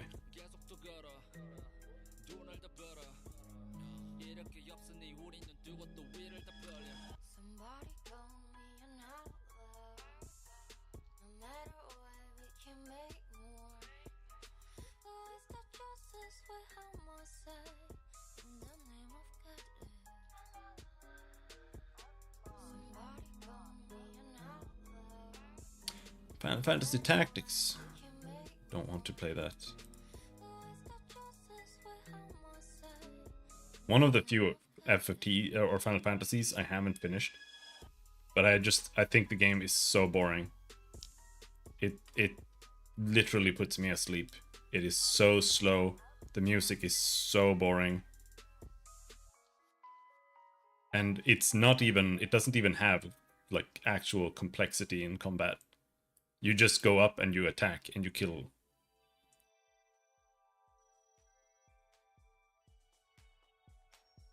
And on top of that, like each combat takes like half an hour. And the game is extremely difficult. It is very, very, very... Like the... Each encounter is like they just obliterate you. So, after you get like just a few missions into the game, you come to points where you have to like replay the same mission like 3 times, and it takes half an hour every time. Because the game is so slow. I like the overall like direction and mood and writing in the game, at least the first third or something. I haven't really gotten further than that. But Jesus Christ, game is so tedious to play.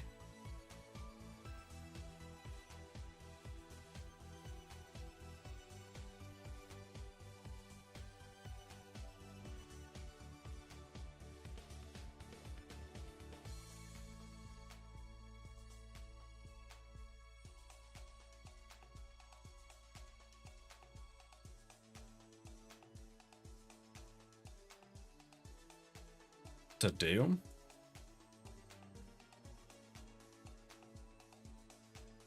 Peter Molyneux is back.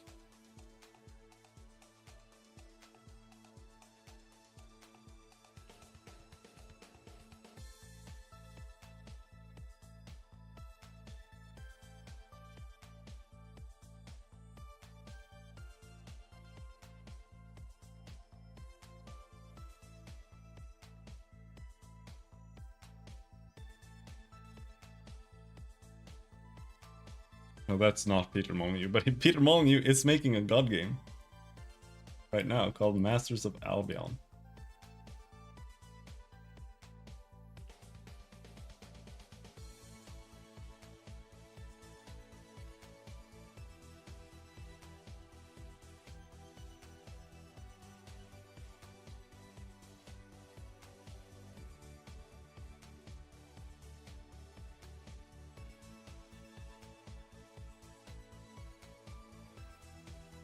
I'm just trying to find something here.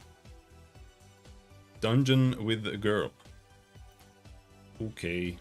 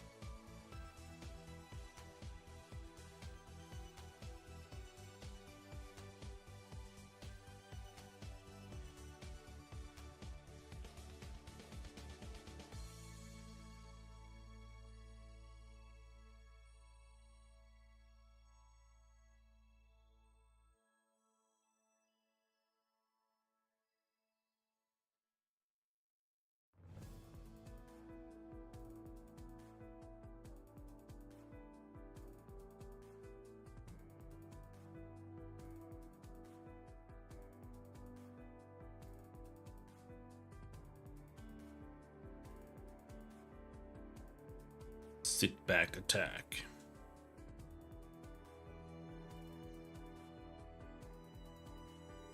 MMO, pure blood.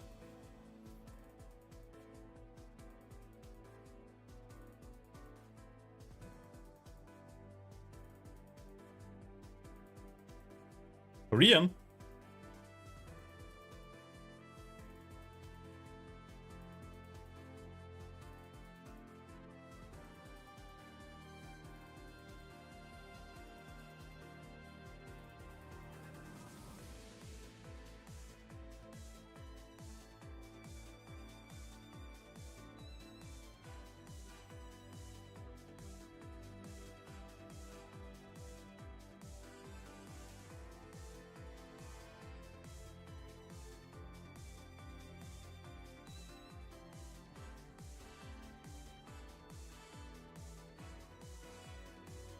What is the Pure Blood is an open world MMORPG, not MMO, that tells the story of those who had to flee the invaded kingdom to find their throne again. And you can feel the quote-unquote taste of hand, of soul-like through easy manipulation.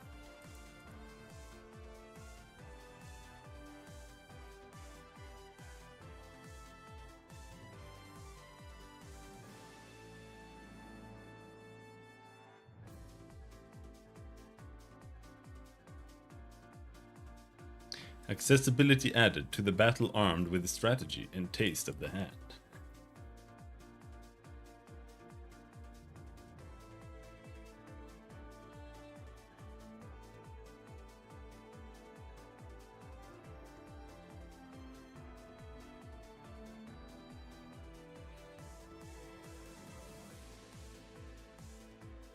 Sometimes annihilate enemies alone, sometimes together.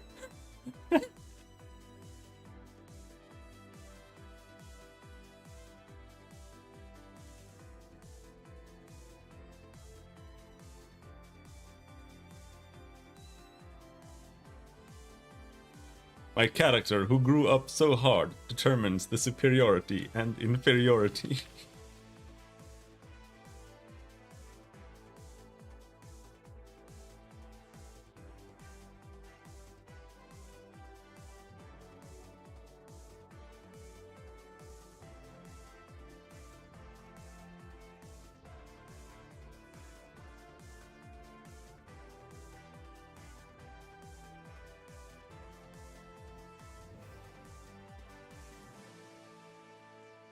Alright, time to go back to work.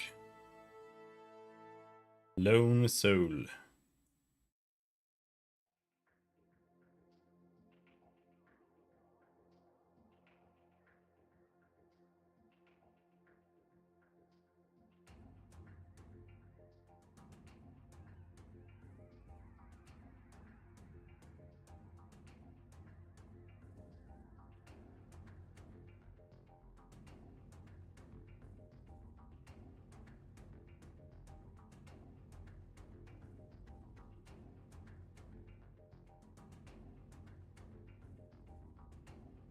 It's just like every single game you find, it's either some weird shit. Like, it's just weird.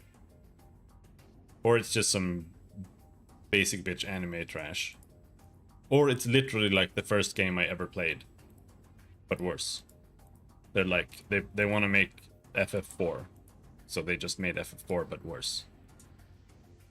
Or they wanted to make Chrono Trigger and it's just Chrono Trigger but worse.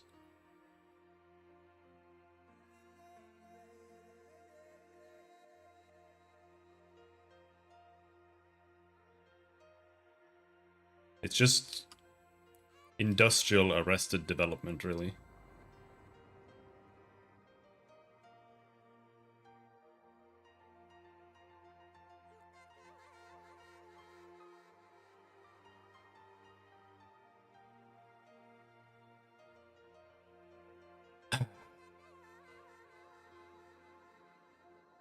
I haven't seen like a single real RPG here.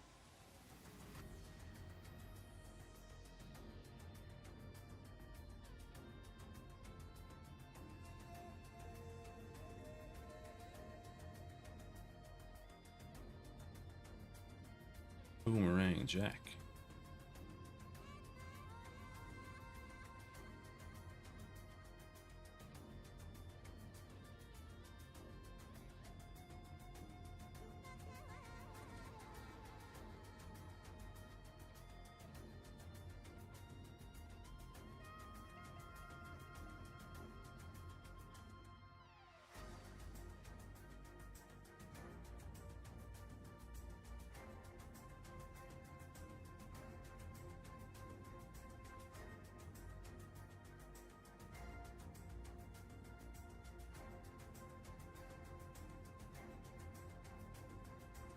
We are only in September.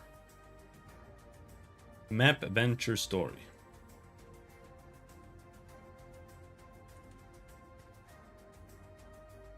This is what I mean. It's just some fucking... just so weird. It's just unappealing. The name is unappealing. You look at it, and it's just like, build your map piece by piece. And you're just fighting boars. UI is unappealing.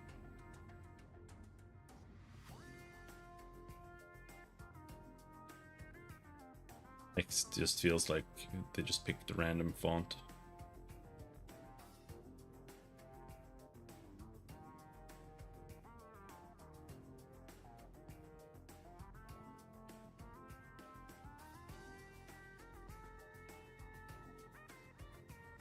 Like, wait, well, it's just weird.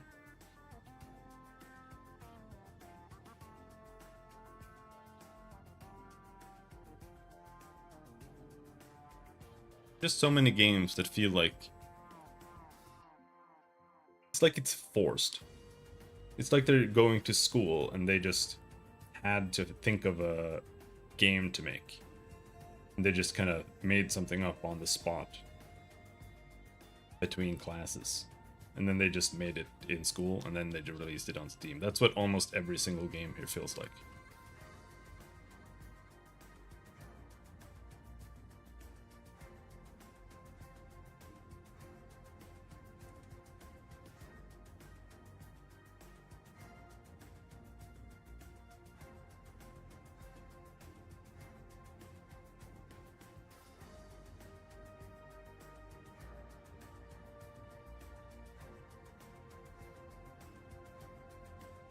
Dragon Quest 1 and 2 HD.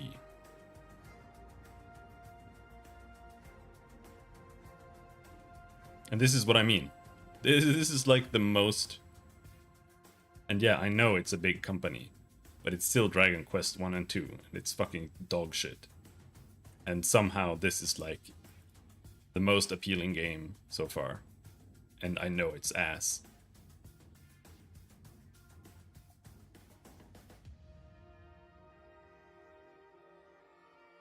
And it's a remake of a game from like 1984.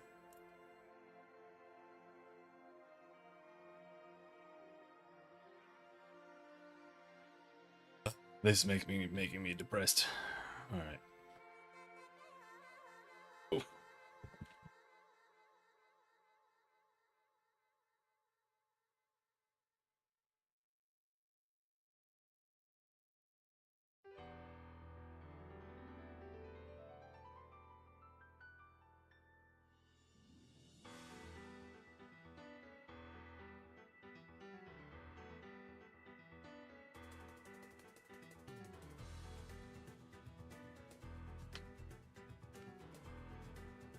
All right, mouse.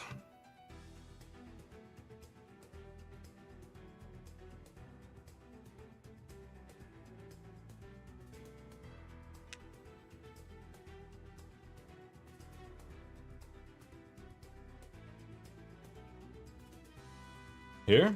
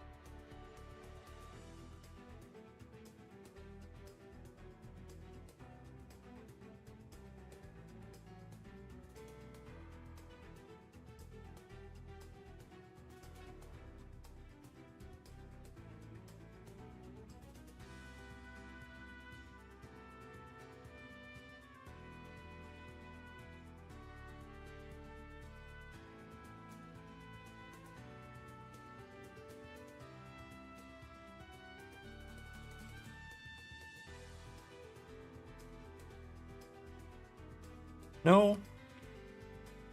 This is unnecessary.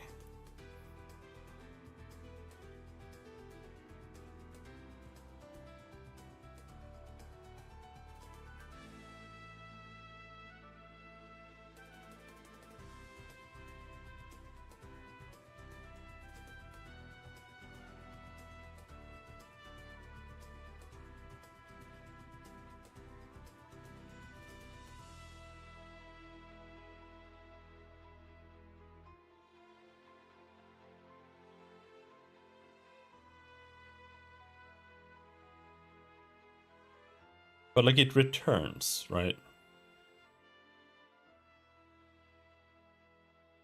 I think that's actually wrong. We should still do the pathfinding.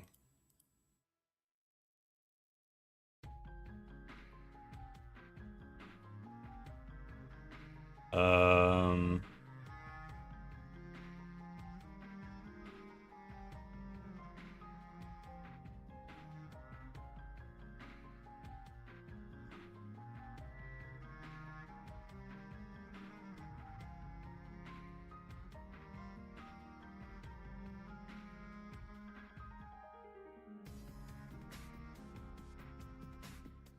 But we can't necessarily do that.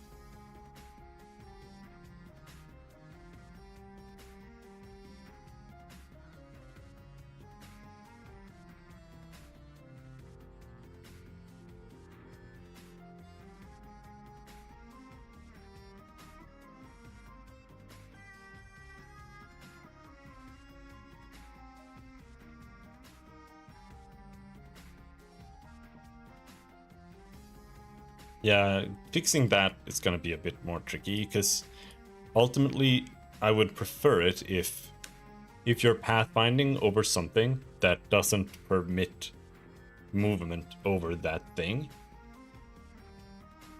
I feel like the pathfinding should still be done, but it needs to ignore the target that's being targeted in the same way it's ignoring the person or the object it's pathfinding from in the first place. Because otherwise it behaves strangely.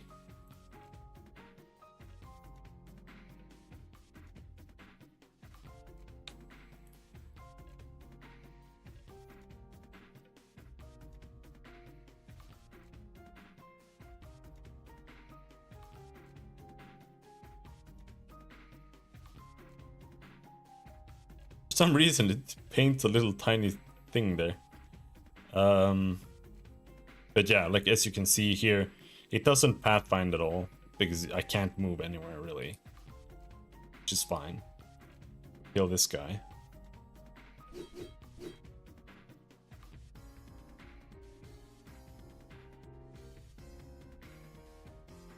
And here, if I mouse over him, you can see this is actually wrong. This is actually like really wrong. Oh. Yeah. Okay, I actually broke it. But like you can see, we have a little path here, but the second I move into the sprite here, we still have the path jutting out like that, and that's not very good. It should just show the path underneath anyway.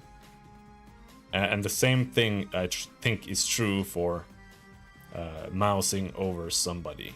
It does become a little tricky, like how should you handle like mousing past somebody?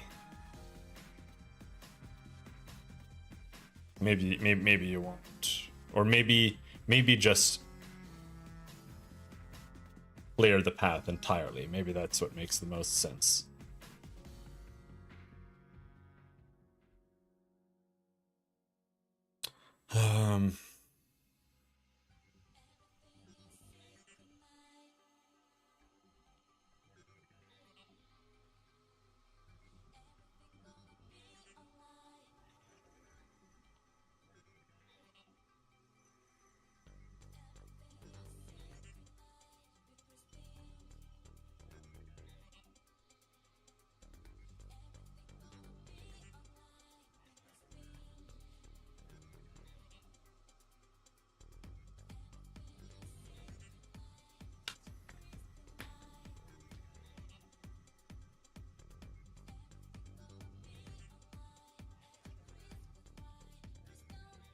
But I can move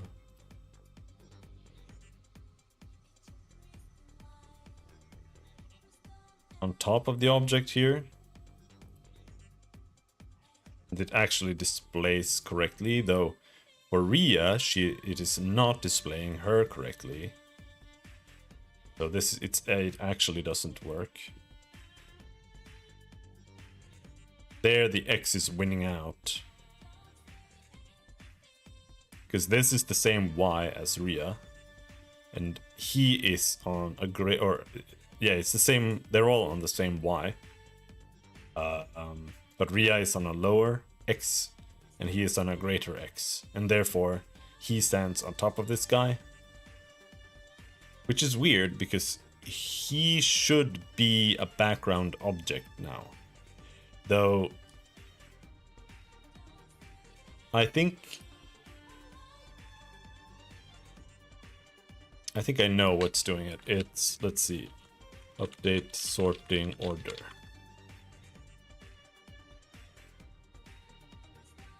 Sort objects by render index. It's in here, right?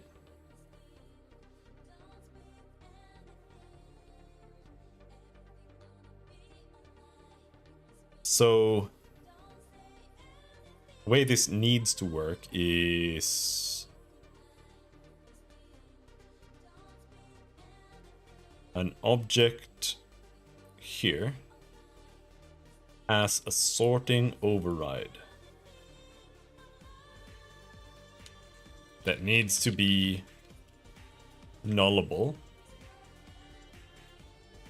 So a sorting layer override equals null.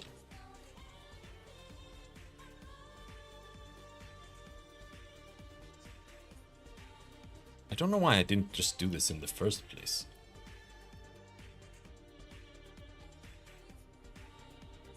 And then we go to update sorting order index.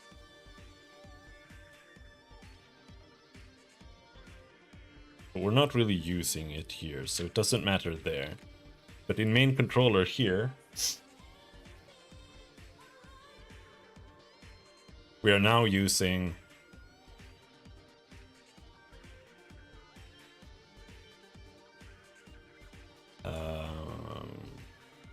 this is going to be, it's going to look like a mess here.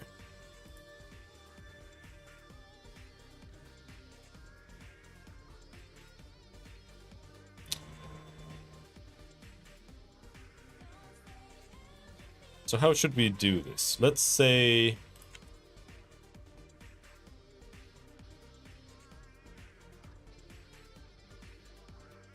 LOT sorting layer 1, LOT sorting layer 2, and then LOT sorting layer question mark sorting layer override 1, LOT sorting layer question mark sorting layer override 2. And then here we need to say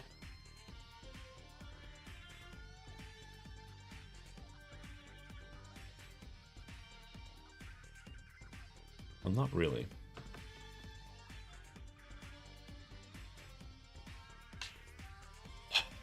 It needs to be like sorting layer 1 equals LOT object list I dot data module dot value dot sorting layer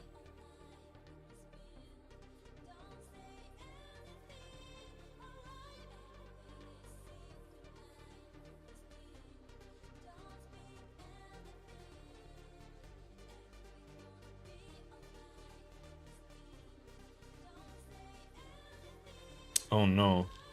Oh yeah. Sorting layer override equals null, then LOT object list I dot data module dot value dot sorting layer.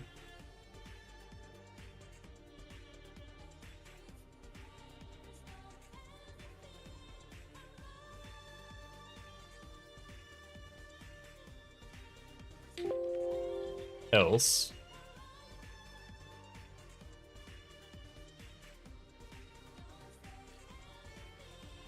dot value.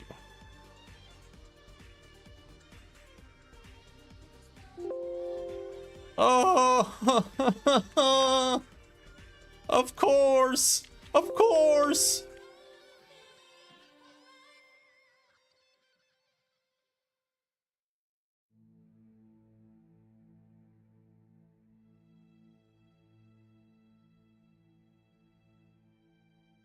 Oh.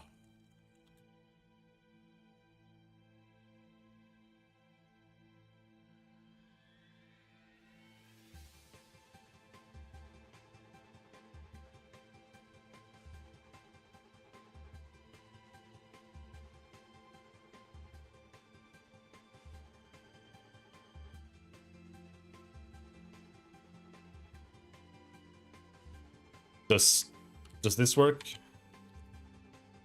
Yeah. Oh, I hate updating this fucking program, man. It's so bad.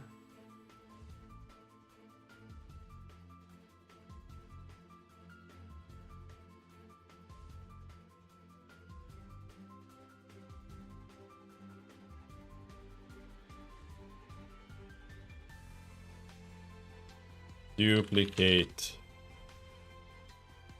Control E, Control V.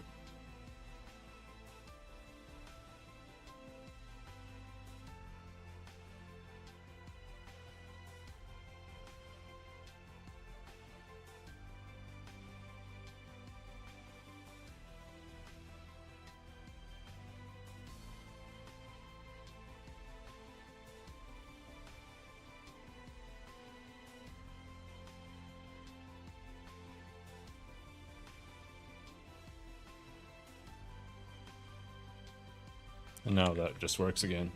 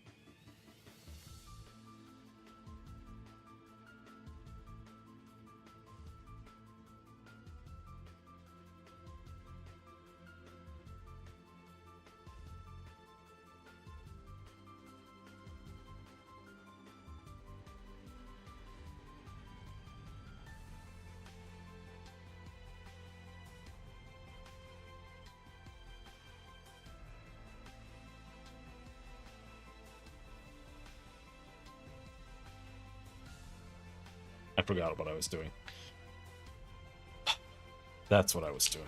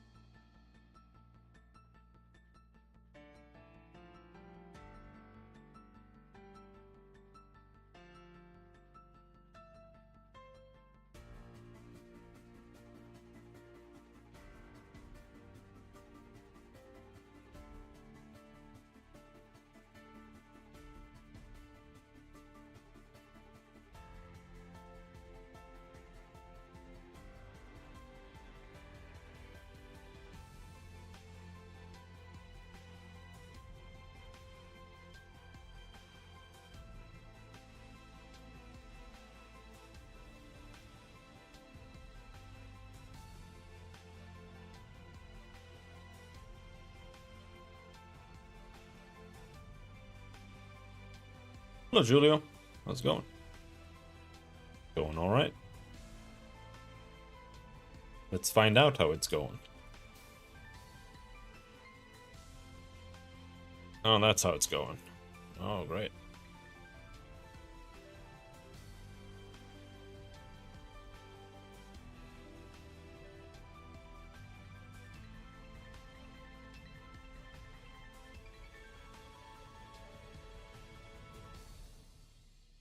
But that's kind of what I was expecting, I'll be honest.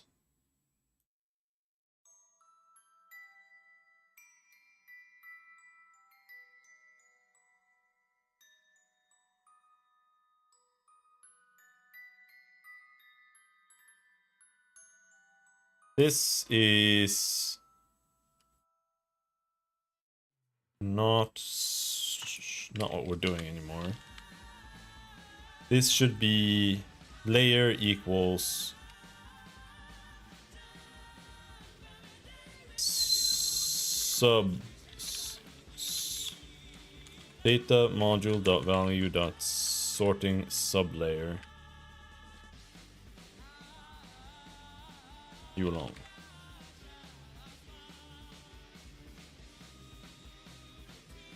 And this here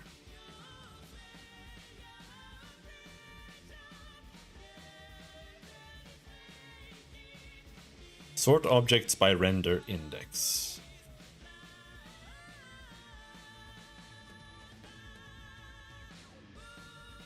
This needs to say, let's see.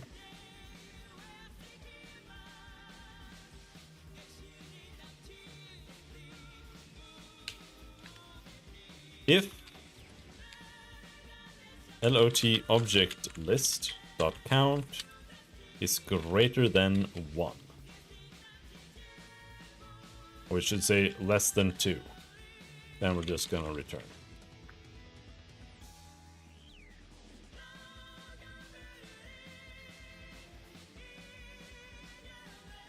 We can do that well over there.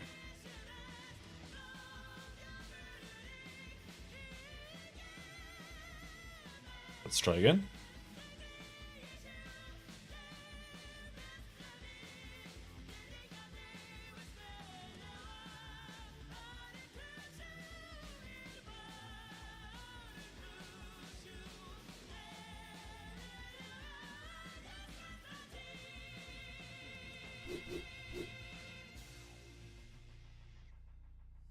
Bleh.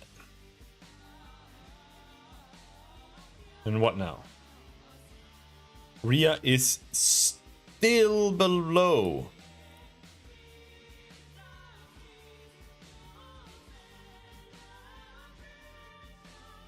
Huh?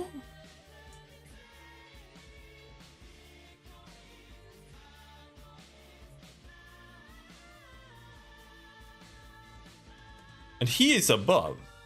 It's not getting sorted at all. I mean, it is, but somehow it isn't.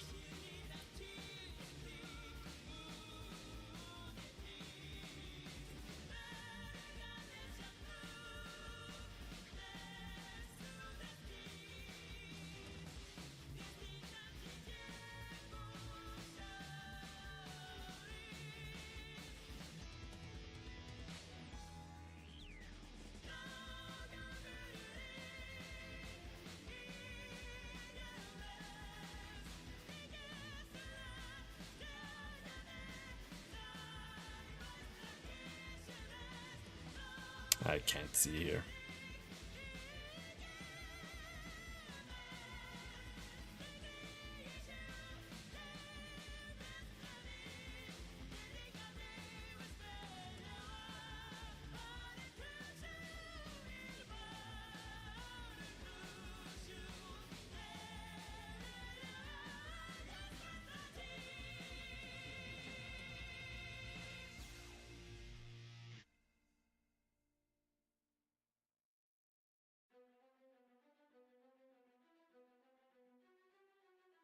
Right.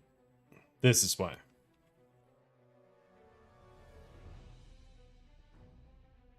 Because I didn't actually replace this.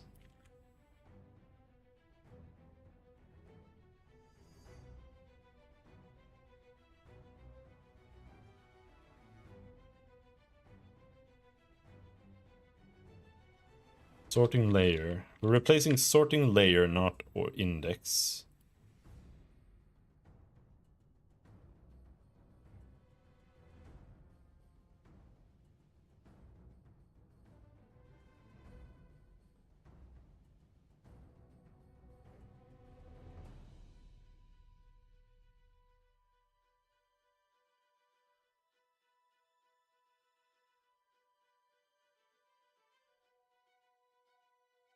All right, let's try again.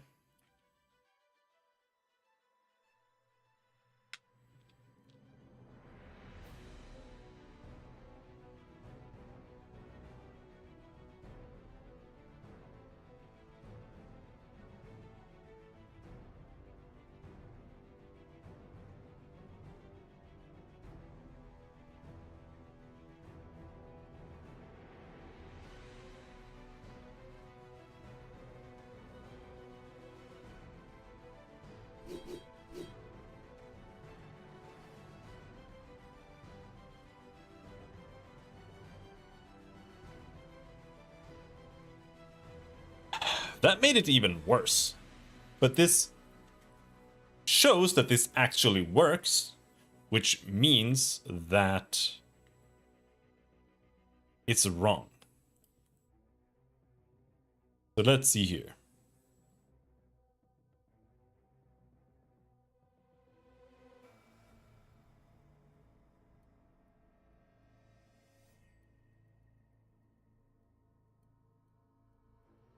We can potentially fix it just by going back here.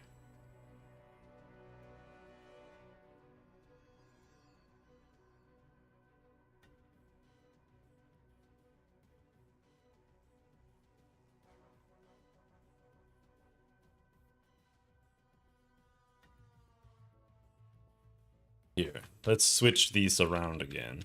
So foreground is 0, background is 2.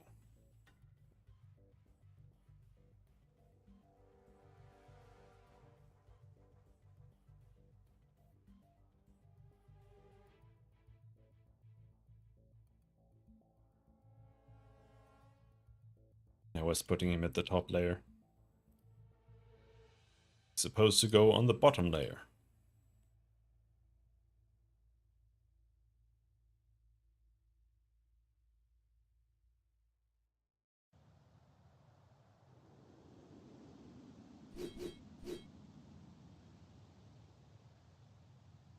And now she is standing on top of him.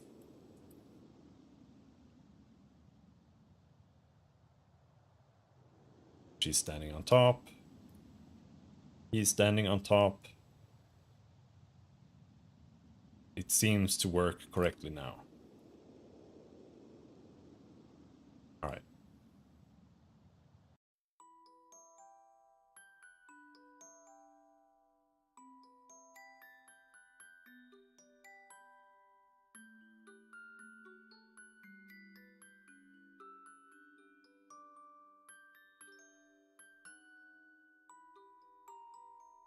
Very well. And then I want to go back here.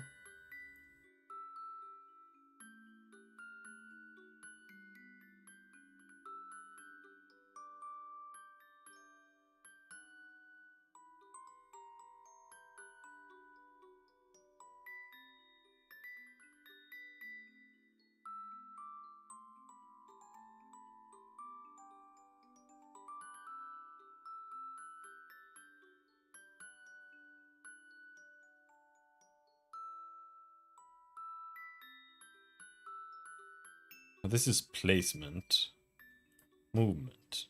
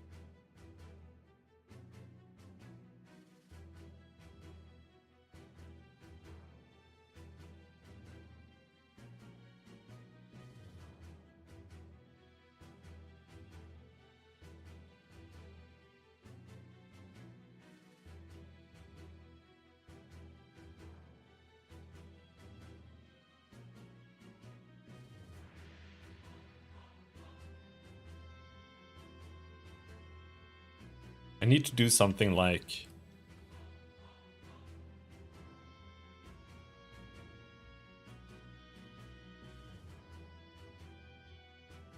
if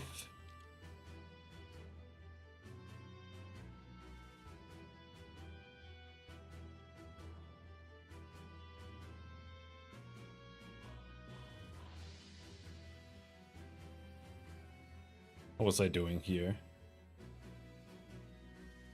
Check boundary collision. No. Check file in.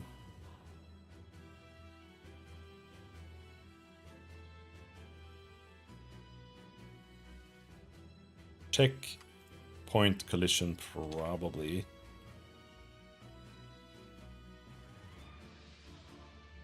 So that's a vector 3 point. Check if tile in world, but that's...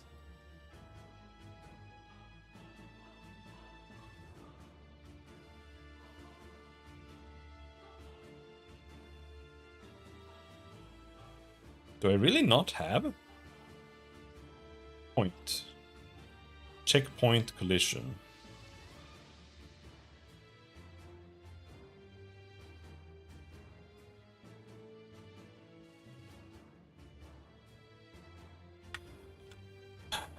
If main controller dot current turn dot unit dot bounds tile bounds and this is now new vector 3 int x y z.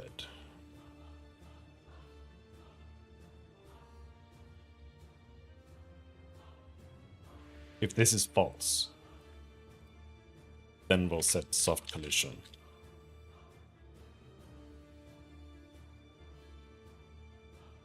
Equals true. Let's try that.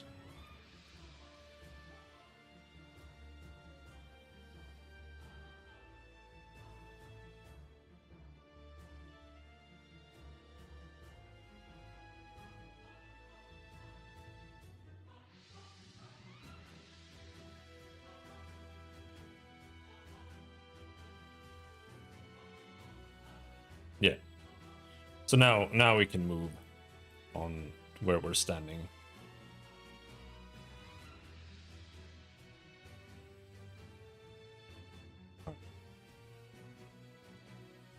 That is good enough for now.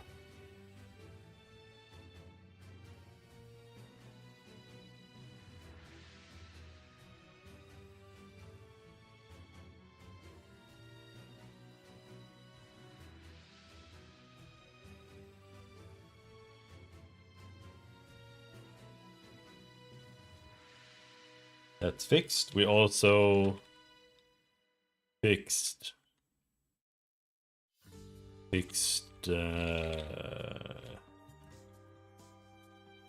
sorting layer overrides.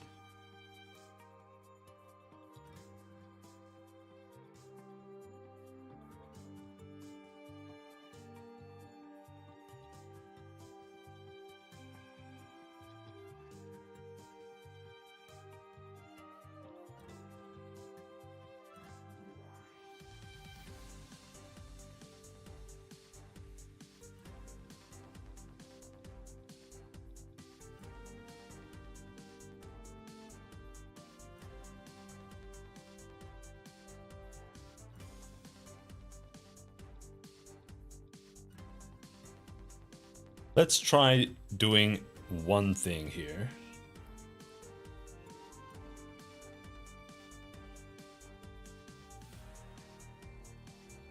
We have a list that says combat exec combat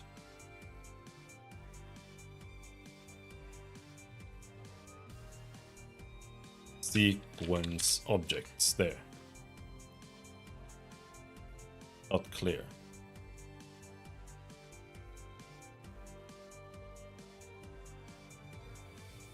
Combat sequence objects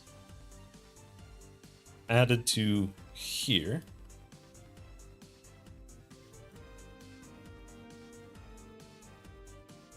And anywhere we are adding to the combat sequence objects, I want to say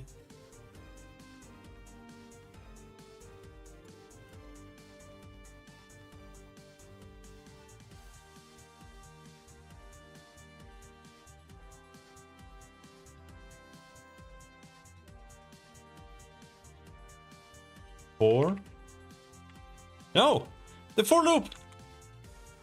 The for implementation is broken. Oh, Visual Studio. Why did you update? You piece of shit. Are you serious? You can't be serious. For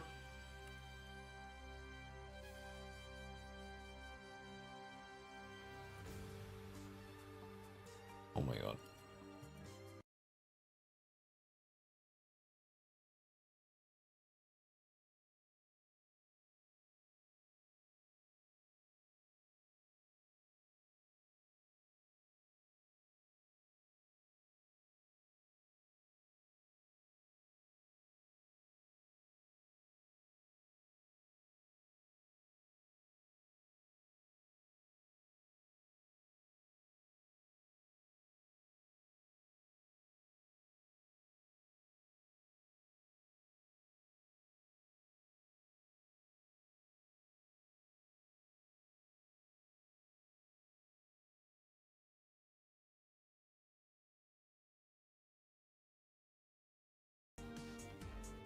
Holy shit. Holy shit. Oh my fucking god. Oh. Not a day. Not a day.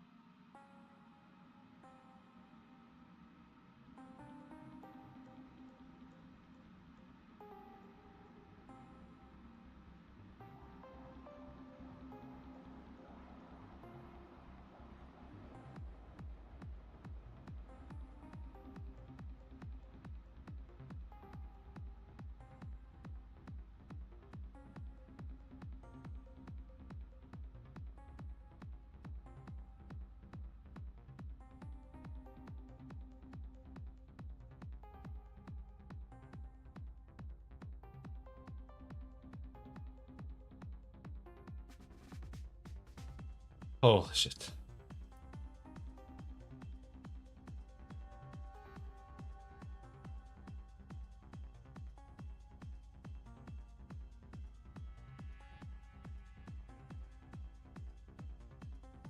How do you make something? Like, how do you make an update like this?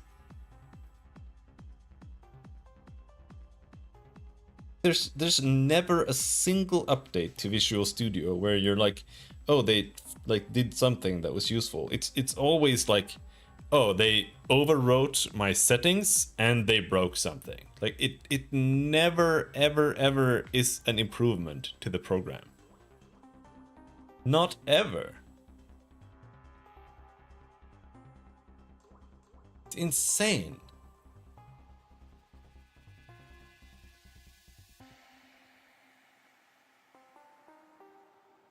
Is this shit? So now I have to make my own for loop snippet and overwrite it.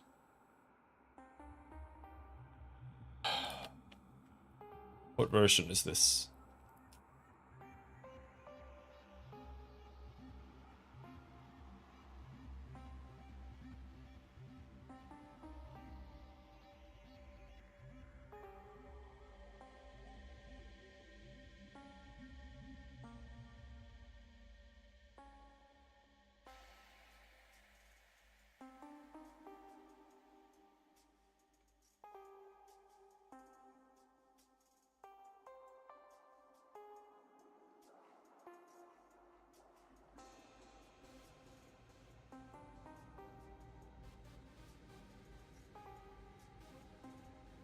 What about my for loop? It works. Whatever. What the...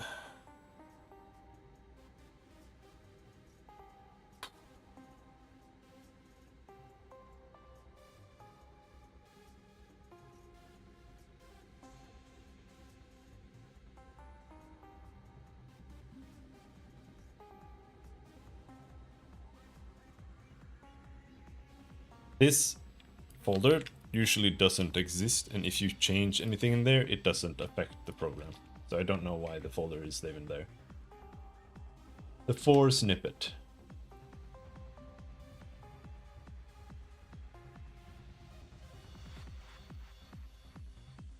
Yeah, it doesn't even have code in it, I think.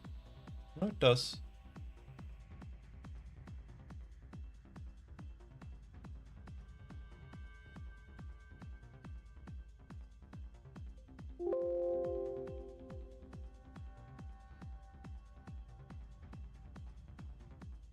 Oh, no, it works. Now, why does it work? It doesn't work here?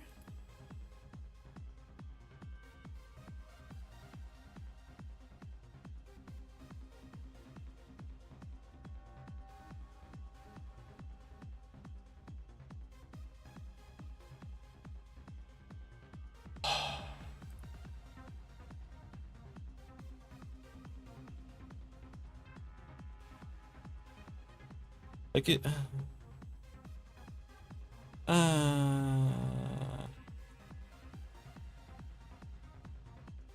Why can I make a for loop above the for loop, but I can't make a for loop below the for loop? Oh, now it works. What is happening?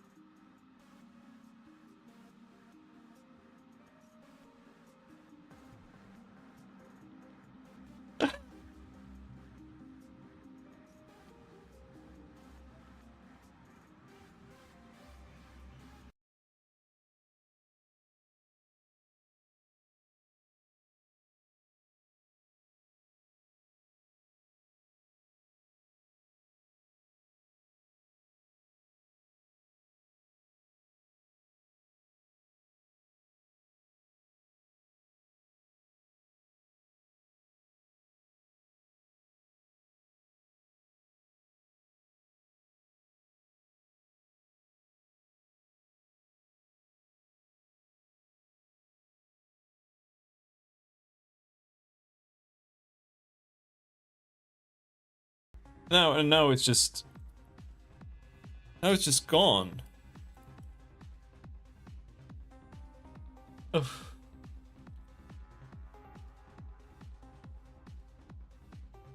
This is so tiresome. What is happening? Just intelligence like shitting the bed.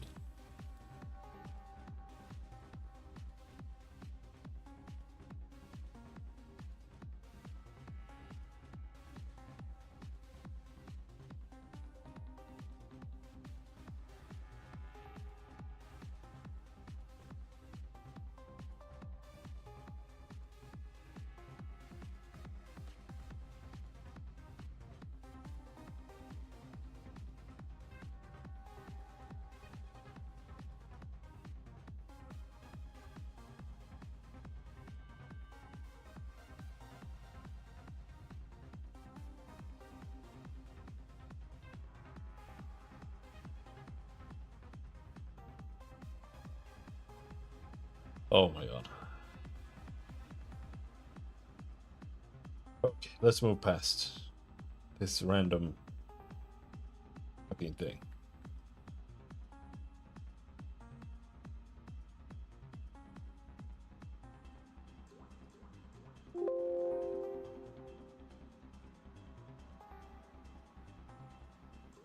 So we need a for loop. Oh, it worked.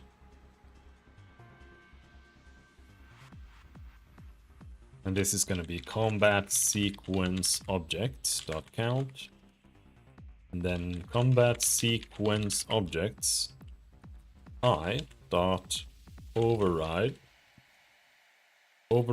sorting layer to foreground.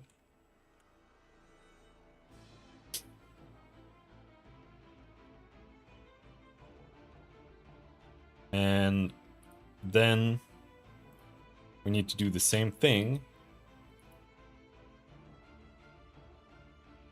at some point. I'm not sure where, but like as we clear out the combat sequence objects, this needs to be set to null.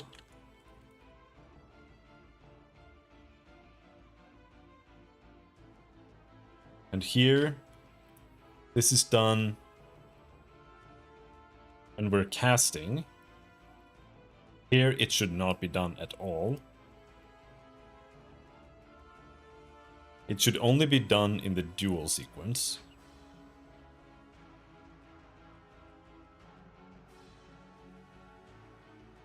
So maybe I should do it in the dual transition, not here.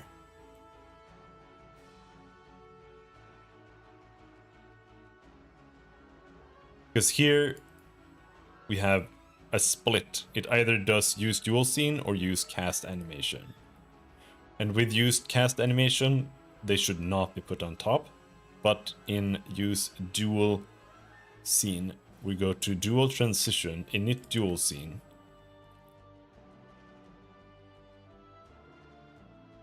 I think I'll do it here.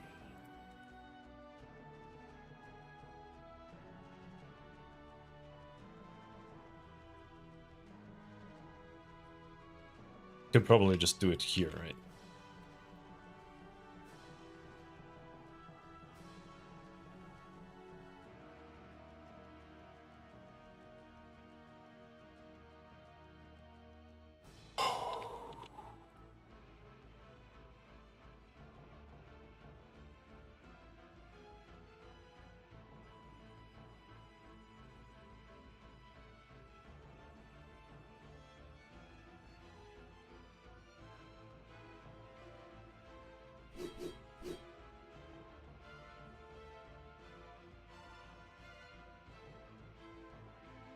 It's not beautiful.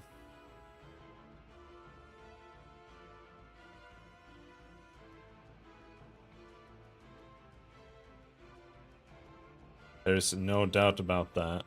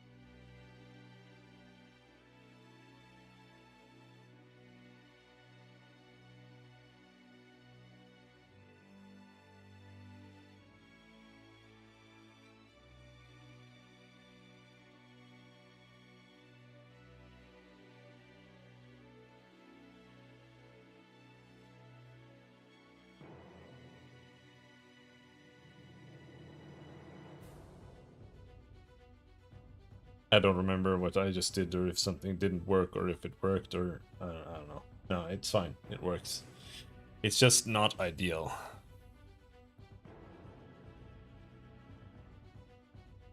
So then, next up, really. But I think maybe we'll do that next time. Here we have triple stab. Next, we need to re-implement this skill, which I don't even know if she should have. She might, but she might not.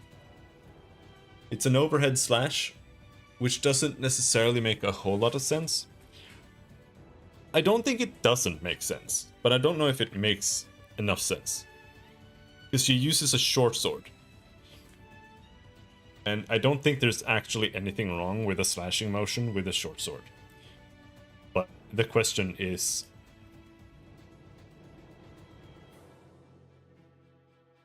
like, she needs to have a kit of abilities that makes sense for her and creates a character. So it can't just be like random things that I just slap together. That's a good start, but it needs to be like...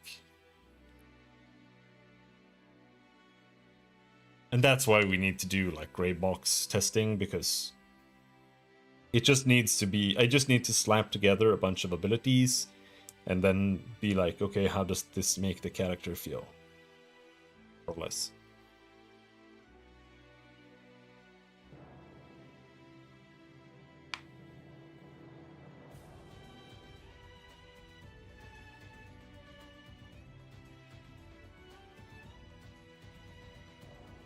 And then we need to figure out how the gameplay loop is going to work out.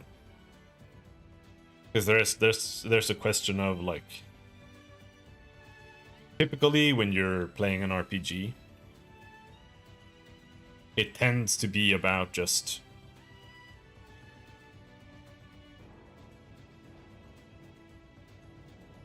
attrition. It's just make sure your characters don't get overwhelmed while you're just keeping them alive with healing. That's about it. So trying to create a combat system in a tactics style game without healing is going to be hard. Because it's gonna have to be about like... I think it's gonna have to be about like losing your characters. And when I say losing them, I mean that they get downed in that encounter, because they're not gonna get like killed permanently or anything like that. So it's something that's gonna have to be like something that is expected. That you need to utilize your characters and get as much out of them as you can, like before they are exhausted, in order to defeat the encounter. Something like that.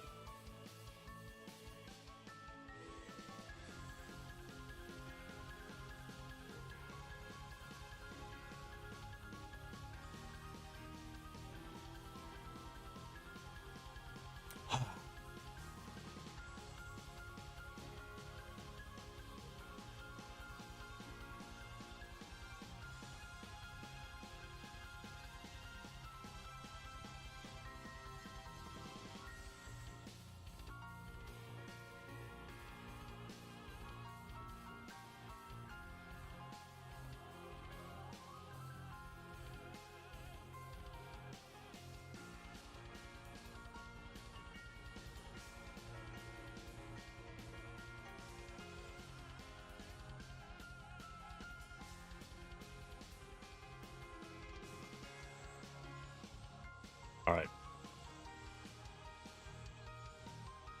Let's push a little bit here.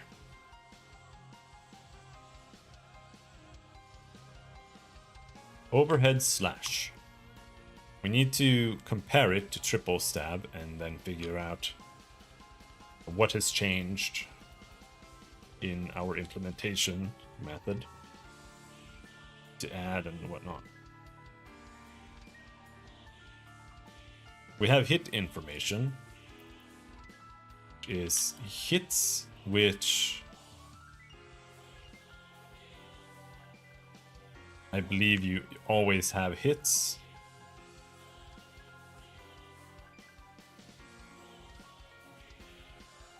Yeah, hits is something that is inherited from combat action, so we don't need to have that. Status effect type, combo condition. This one, not sure. Not sure if I really like it anymore. This is very gamey. I mean, I think combo conditions should be a thing, but it's overall very gamey the way it was working, because it was just like if an enemy is bleeding, they like take more damage and get more bleeding or something like that.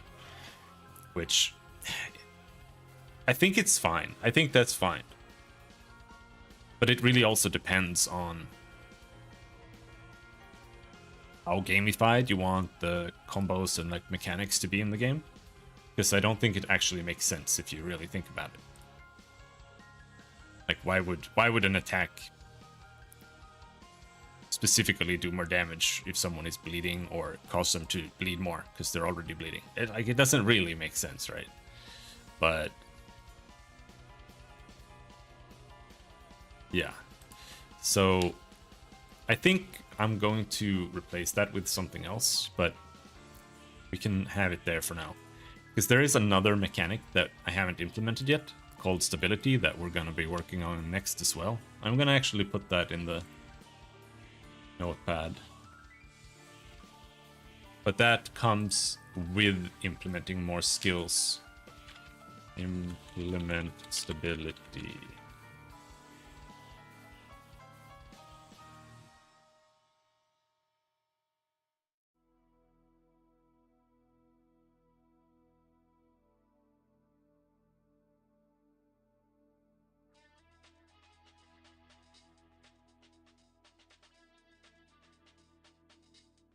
And here, it shouldn't just be hit, it should be hits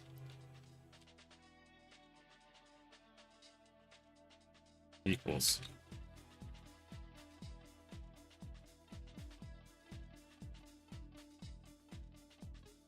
Even if it's just one, it should just always be an array.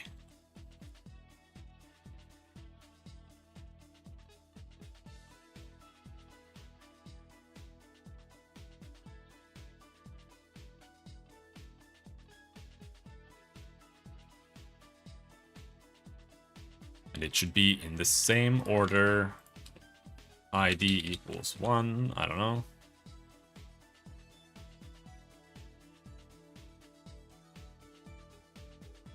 We'll deal with the ID thing later. Action state, skill. Hits. Description.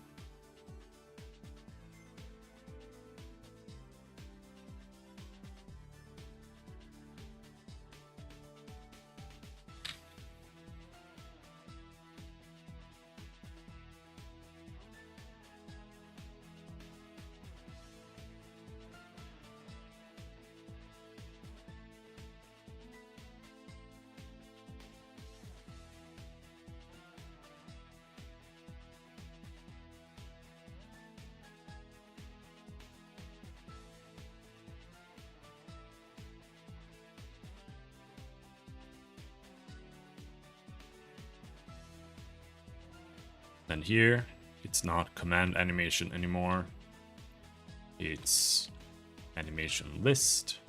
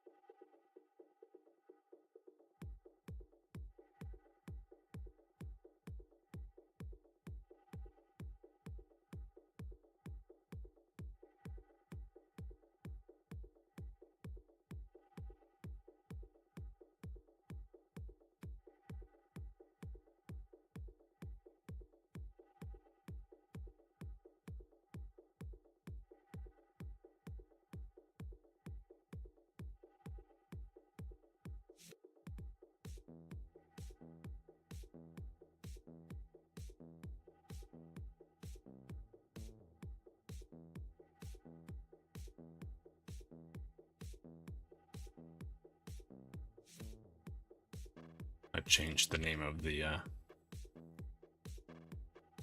class there. Cooldown time equals cooldown. I feel like that should be an initialize.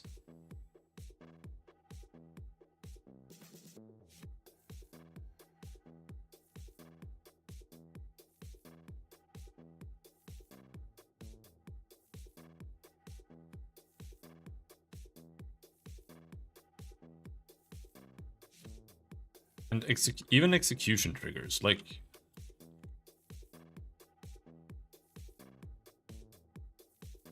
It is already there, actually. So when we initialize, we don't really need to do anything. Setting the command stage, but even that, like, it should just be command... it should just start at command stage 0, and that's it, pretty much.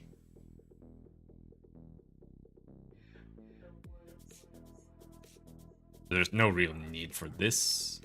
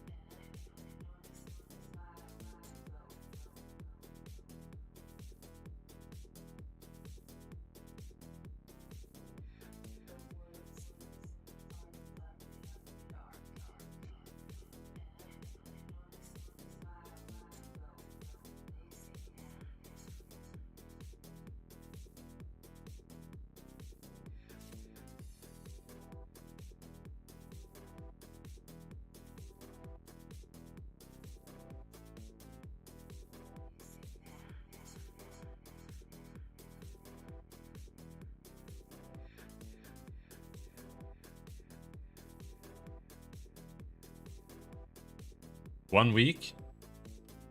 Almost there.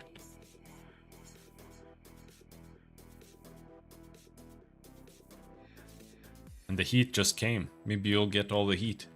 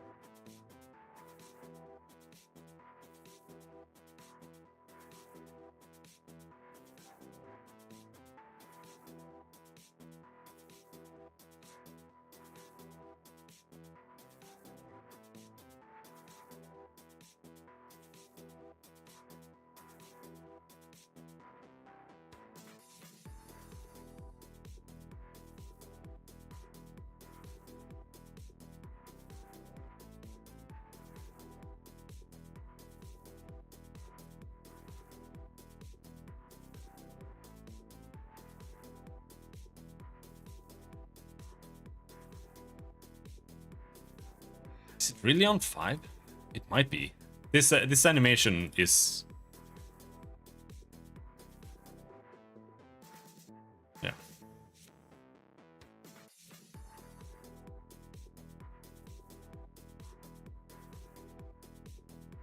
So all of this is gone. So this should be command stage 0, then +1, and then this is 1.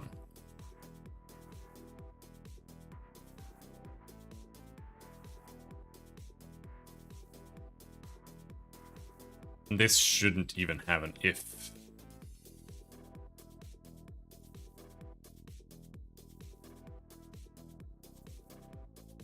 Should just be something like that.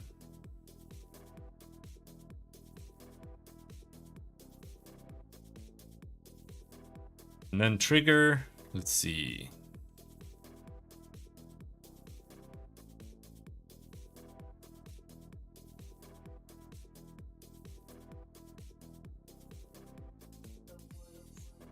So this should also say or.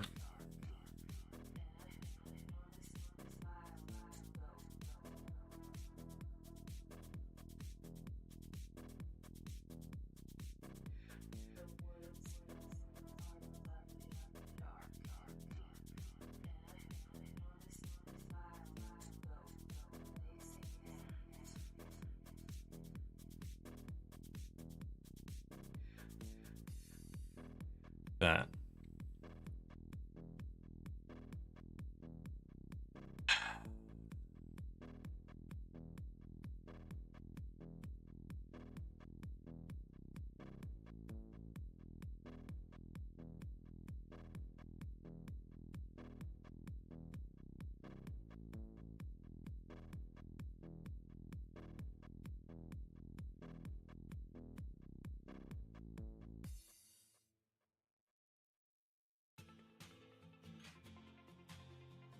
That.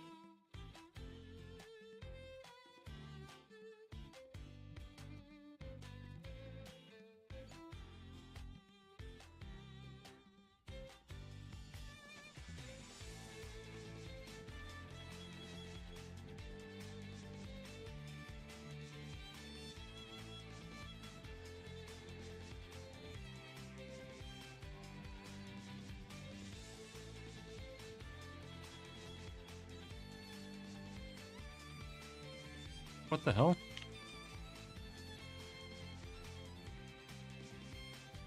Oh, this is a stagger.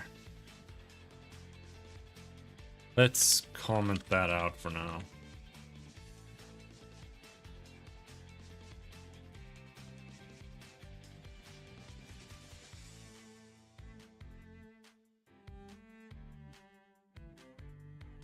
Yeah, the stagger also needs to be changed a bit.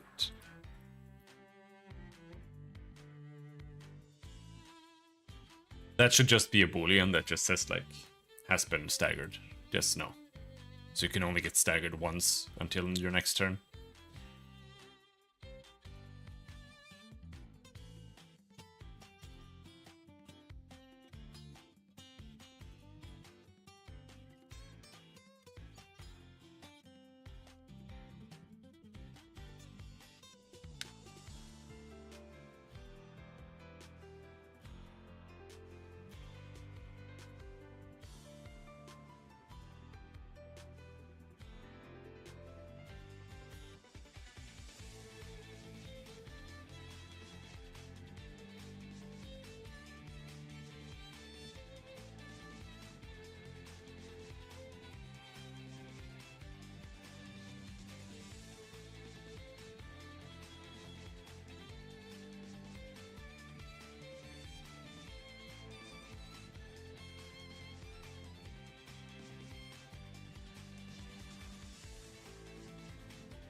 Ah.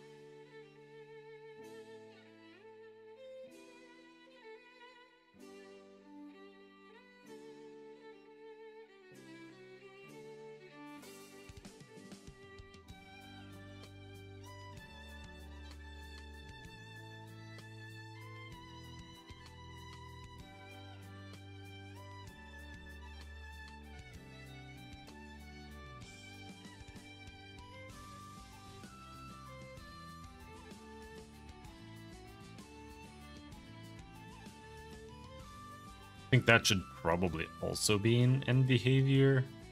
No, not necessarily.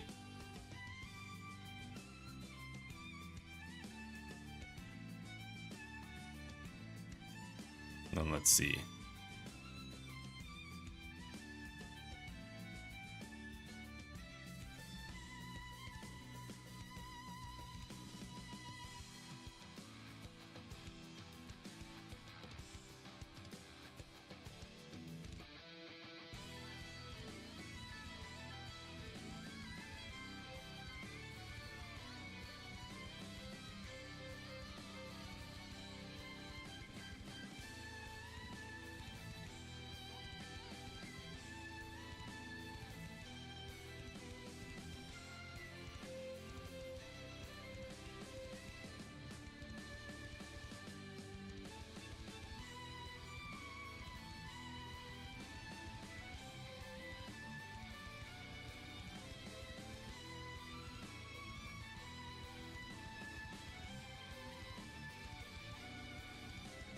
She now has 2 skills here.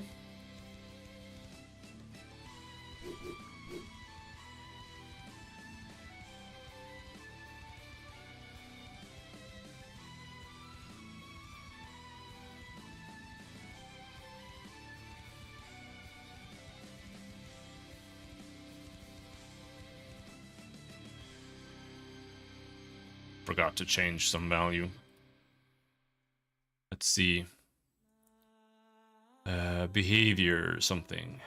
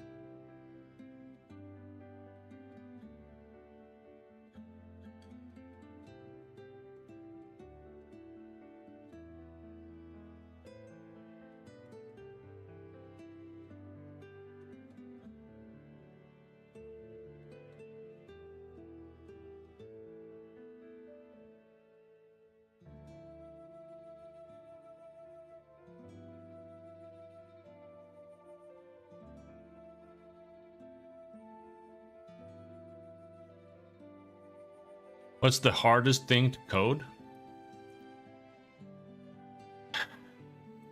The funny thing is that the hardest stuff to program are the first things you have to do. Like if you're programming an engine more or less from scratch, then you have to program like rendering and stuff like that. And that's the hardest part.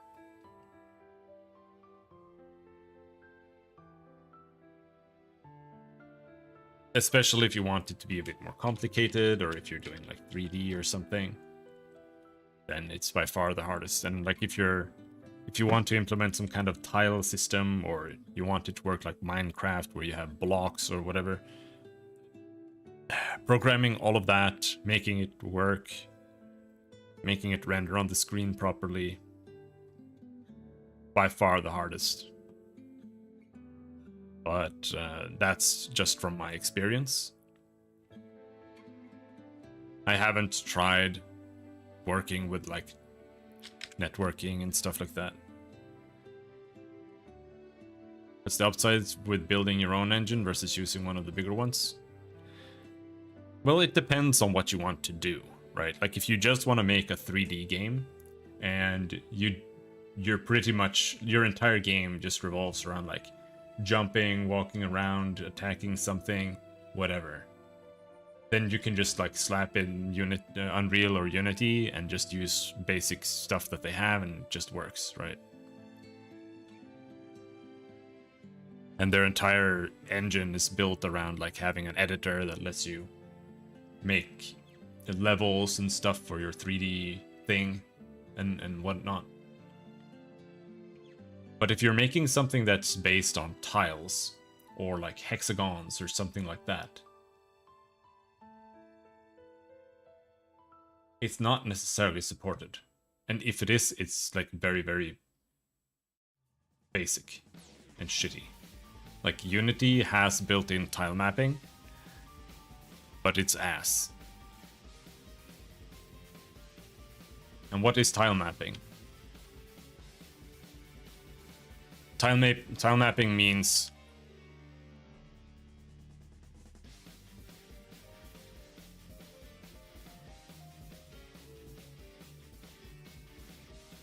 if we have these tiles here,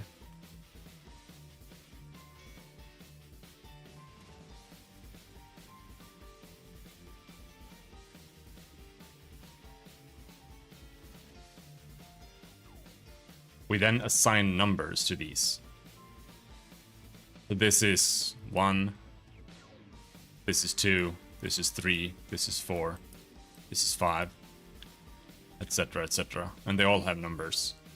And then when we're creating the world, we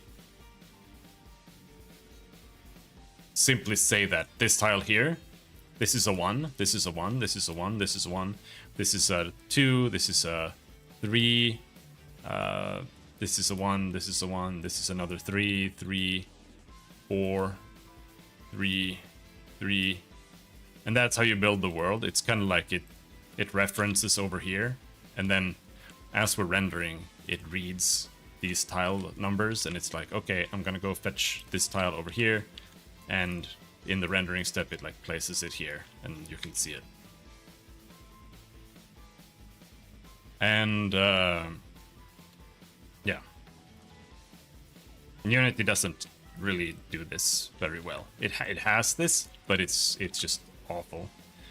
So if you're using Unity's built-in system, you can really only use Unity's tools.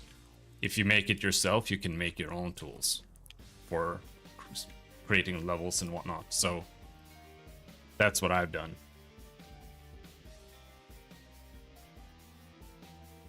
Right. So I've got this segment over here. I can select this wall here.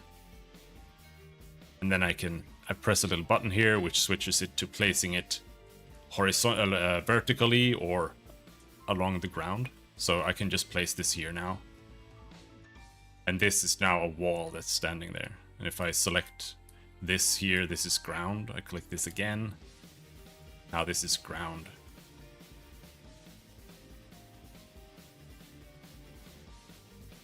And I've also made, you know, all of these systems to allow like going into buildings and stuff like this. This is something that Unity would not support. Like you would be stuck with like you can still do similar things. You can get like mostly enough of an effect by just having like the roof just be like one layer, and if you walk into the building, you just like delete it basically. That's how you do it in like old Final Fantasy or Super Nintendo games or whatever. But then you also need to be more careful about like buildings not overlapping each other and those kind of things. And working in RPG Maker is, I would say, a joke. RPG, like, maybe there's been some progress in recent RPG Maker versions, but RPG Maker has historically just been such dog shit that I would never recommend anyone to ever try using it. Because it's just so rigid. Even when you're trying to like animate a character, it's like you can have like 8 frames or something in a character's walking animation or whatever. Like it's super restrictive, super rigid. It doesn't really like it just gives you the ability to create like Final Fantasy 1, basically. It's just like, oh, here you can make a spell. Okay. What's it gonna do? It's gonna do damage. Maybe apply poison. And like it's genuinely not more advanced than that.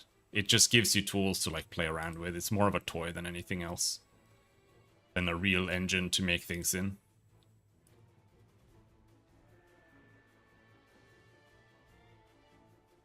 So it really depends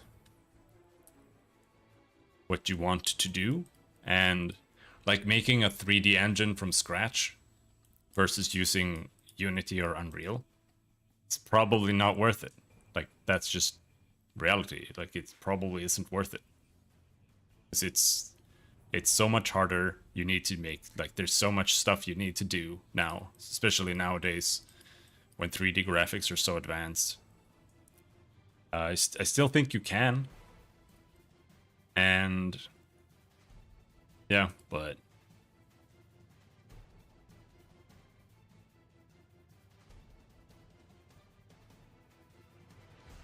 But 2D games are generally simple enough to make that,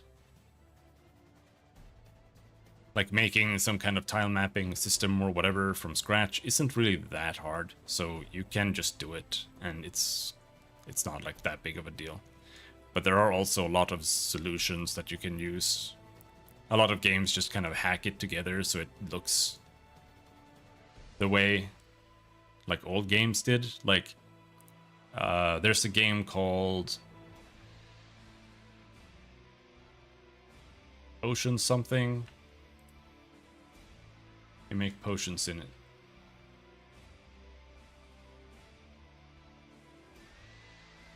Potion Permit? Potion Permit, that's the one. I played the demo of this game, and as you can see, it looks like it's just like a tile-based pixel game or whatever. And to some extent it might be, but there are quite a lot of things in the game that aren't. Like, you see this here, these details on the ground here. It's like dirt and stuff. A lot of these in the game, they just like fake it by just slapping objects there, and you can tell because sometimes they're misaligned and you can like see through the world. But yeah, so you don't necessarily need to have tiles. You can, in a lot of cases, you can literally just paint the entire map yourself, just using like a sprite or whatever.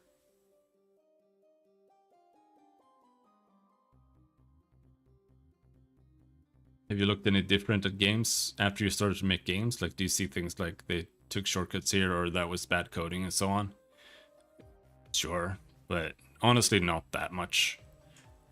But I do recognize when things are like very, very obviously poorly coded, but it's also like anyone would. Like, when this game ran at like 40 FPS. This game. When I played the demo. It ran horrendously bad.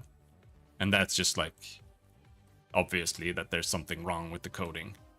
Because there's nothing like actually graphically demanding or anything, so it's just they're just doing something that they really should not be doing, and then the game just runs like dog shit because of it. And then you start to understand just like how much, when it comes to performance problems, it's just bad coding almost every single time. It doesn't really have to do with how demanding the game is, it's just bad coding.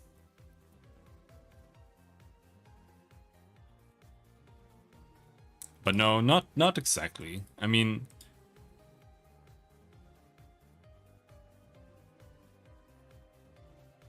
even before I started making games, I was like super jaded when it came to video games. Like, I had already played too much video games and I was tired of it, honestly, in the same way I am now, but not as bad. So I kind of had the same kind of outlook on games in general when it comes to game design and stuff like that.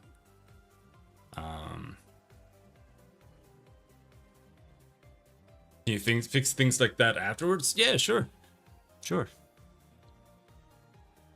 It just depends on how much you need to rework, like what's fucked up. Usually it's just some basic thing that you're doing wrong. Like in Unity, the way Unity works normally is that everything in the game is made up by, like, it's an object, right? And every object in Unity, it shows up here in the inspector here. And when you click it, for example, if I click my camera here, it has a bunch of components. I have a script here called camera follow, which is a component. It's a camera, so it has a camera component. It has an audio listener component, etc., etc. And if you're making games using Unity's built-in things, then it's gonna have like a physics collider. It's gonna have a controller that lets you move it around, and it's gonna have a bunch of different things. And it's very easy to like do things wrong when you start coding, because if you want to access something that's on the object itself, then you have to type like main controller dot get component transform dot position, whatever. Like, you have to do this get component thing.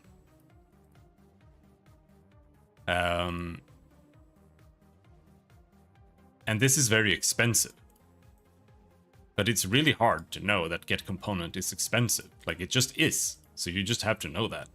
So whenever you need to do like a lot of get components, for example, if you need to like access the positions X, and then you also need to access the positions Y and the positions Z, it's very easy for this to add up. And then if you do something like this in some kind of for loop or in your main game loop, it quickly adds up to like infinite things that just take forever. And same thing with like trying to access something in Unity. Like if you want the camera here to like talk with my canvas here, you need them to be able to connect somehow. And typically the way you do it is you add a little variable here that's literally like a game object. And then you can drag the canvas in there into this slot. So they're like literally connected that way. And then you just type in like edit or canvas or whatever you called it, and you can access it.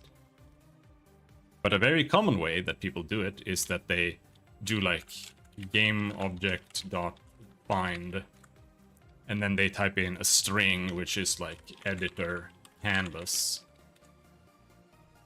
and then that's gonna return the canvas. But the way it's doing it is by doing a name comparison in here against every single object that you have. And that might be like hundreds of objects. And then it just goes through everything. And then it does that for every single thing that you want to access using this thing. And if you do that, then every single update, then the game's gonna run like absolute shit. And those are just some basic examples. Otherwise, you know, there are a lot of things you can do to make the game run poorly. Reading data improperly or whatever. Like, I don't even know. Also just using like 100 million objects or whatever.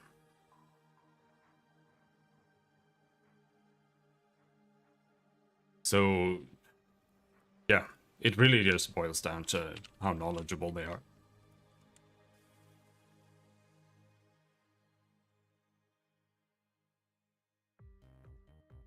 But another reason, another benefit of making your own engine, I mean, there are upsides and downsides. But a benefit is, if something doesn't work, you can fix it, as long as it is within your ability to do so, like if you're good enough to figure it out. That might be difficult, like if there are issues with like NVIDIA drivers or some bullshit that's like actually difficult.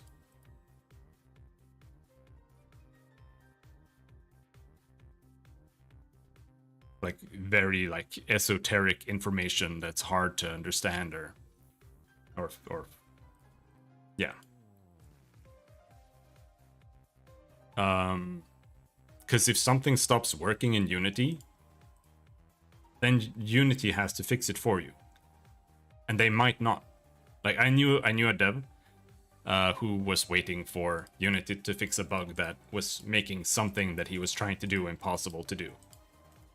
And he waited for like a year for them to fix it. And he just delayed his game, which was really stupid. He should have just found another solution or just done something else. But that's what he did. Because he couldn't work around it apparently. Maybe he couldn't, I don't know.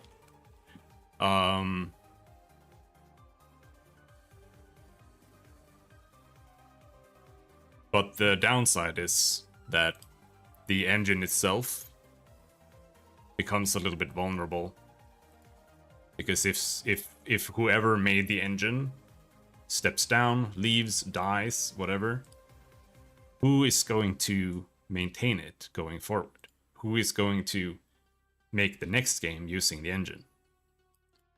Like if you just had one programmer like we do,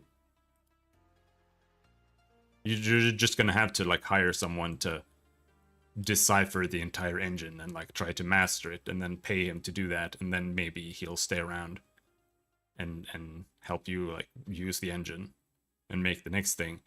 Or like you just move over to Unreal. And that's why people are moving to Unreal more and more, because that's the reality of the entire industry.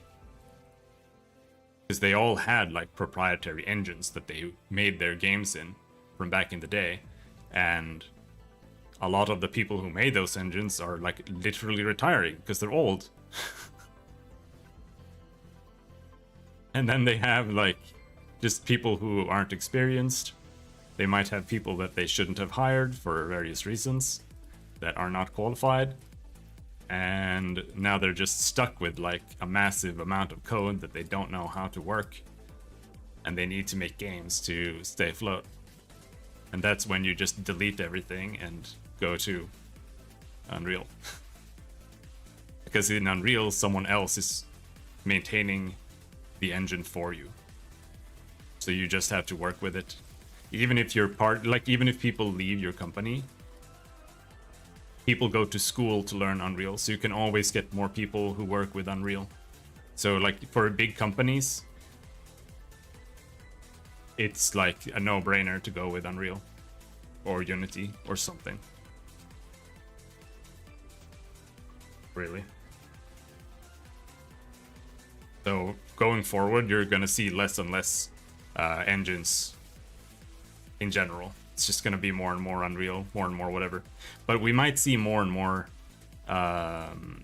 engines come along, because there are others. There are more engines than Unreal and Unity. There's CryEngine, which I don't know really how well it's supported. And there are quite a few others as well, but they're not really very well known. I think there's one called like Strider or something. Stride, yeah.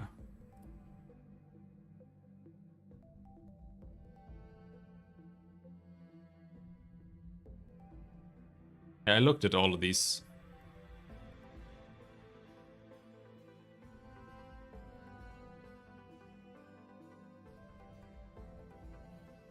I'm not sure what games have been made in it.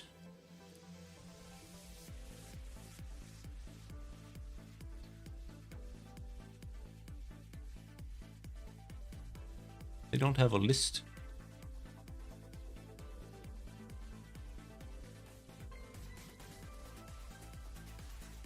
But I know there are quite a few games made in this. I don't know if they're very popular though.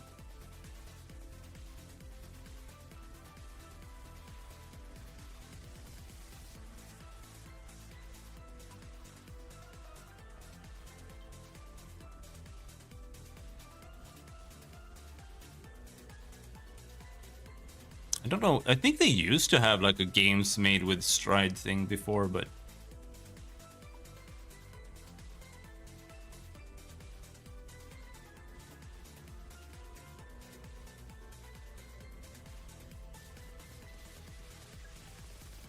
maybe not anymore.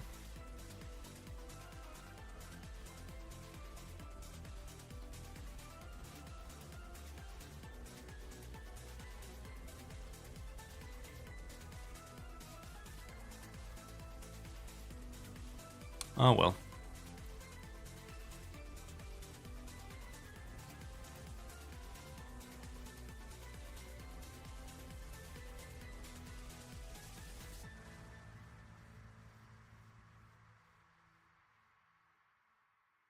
But yeah.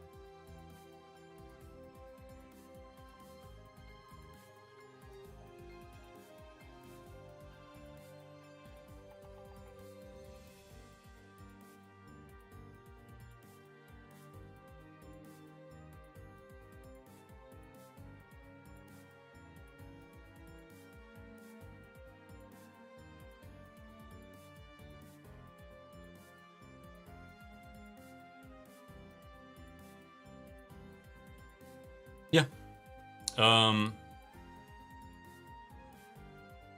Let's see if this works. I mean, I don't know what I just did. I've just been typing things. But I think we're good.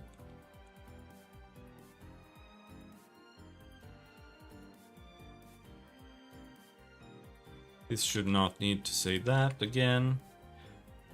This should say man stage 0, 1, 2, 3.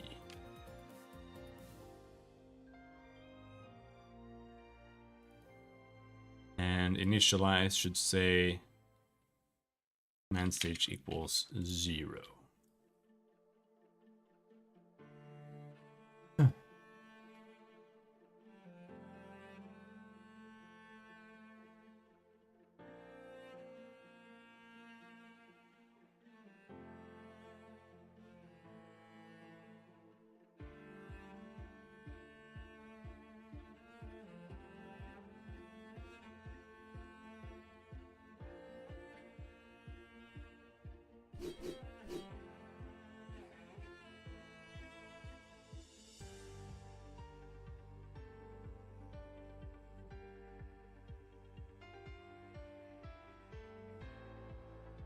Why doesn't it work?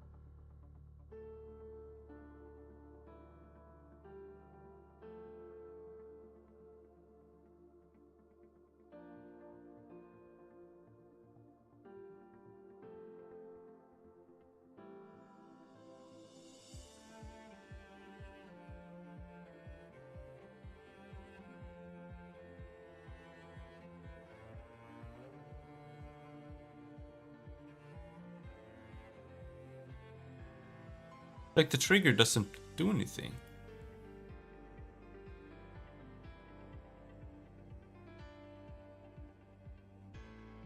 Is it this somehow?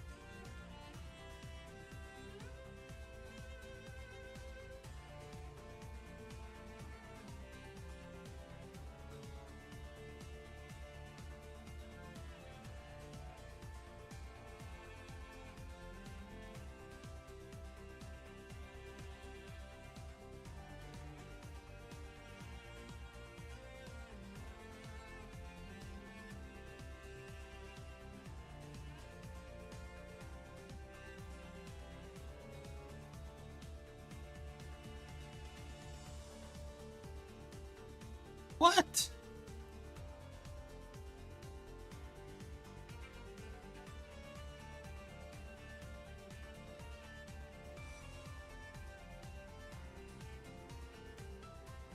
Oh, there it is. Still says command stage 2 there.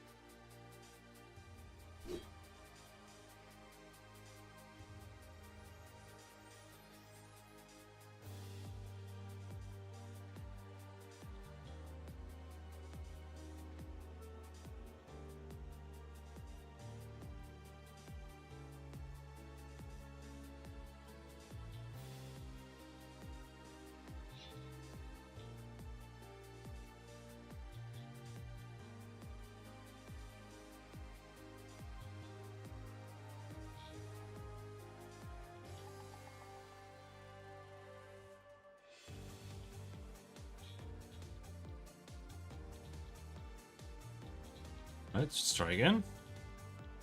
I've deleted like almost every thing that I need to put into the skill and like standardized it so I don't have to do it. So I just need to get that right on this too.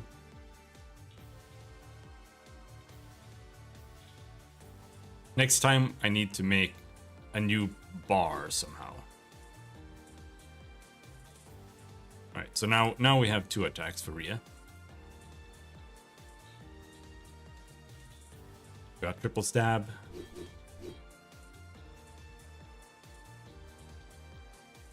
And we have overhead slash.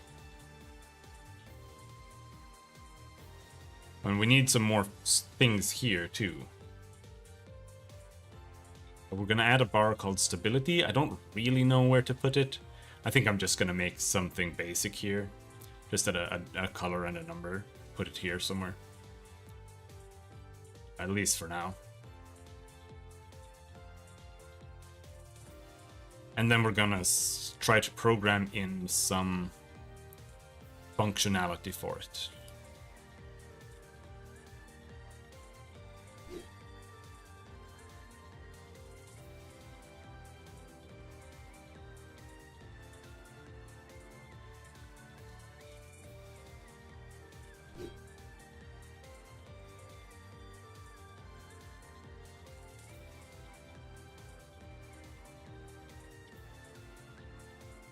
We have overhead slash there now, it works. Sucks, but it works. And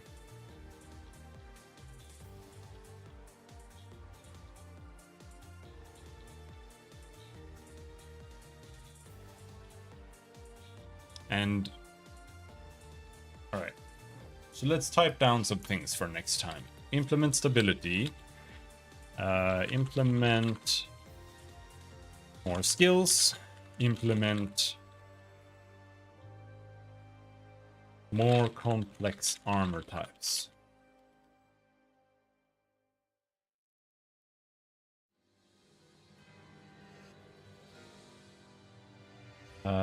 And also, though almost before these things, it implement new health bars. And the new health bar is gonna be kind of tricky. I don't really know how to handle that.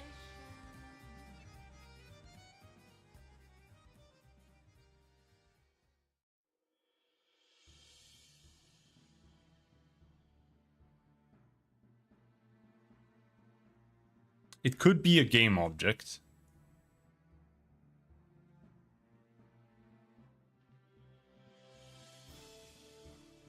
I think that's probably how it have to be. Like, a health bar would be an object, just like a spell or a person or whatever it is. And it would need to have same positional value as a character, except it would need to have like a higher Z value.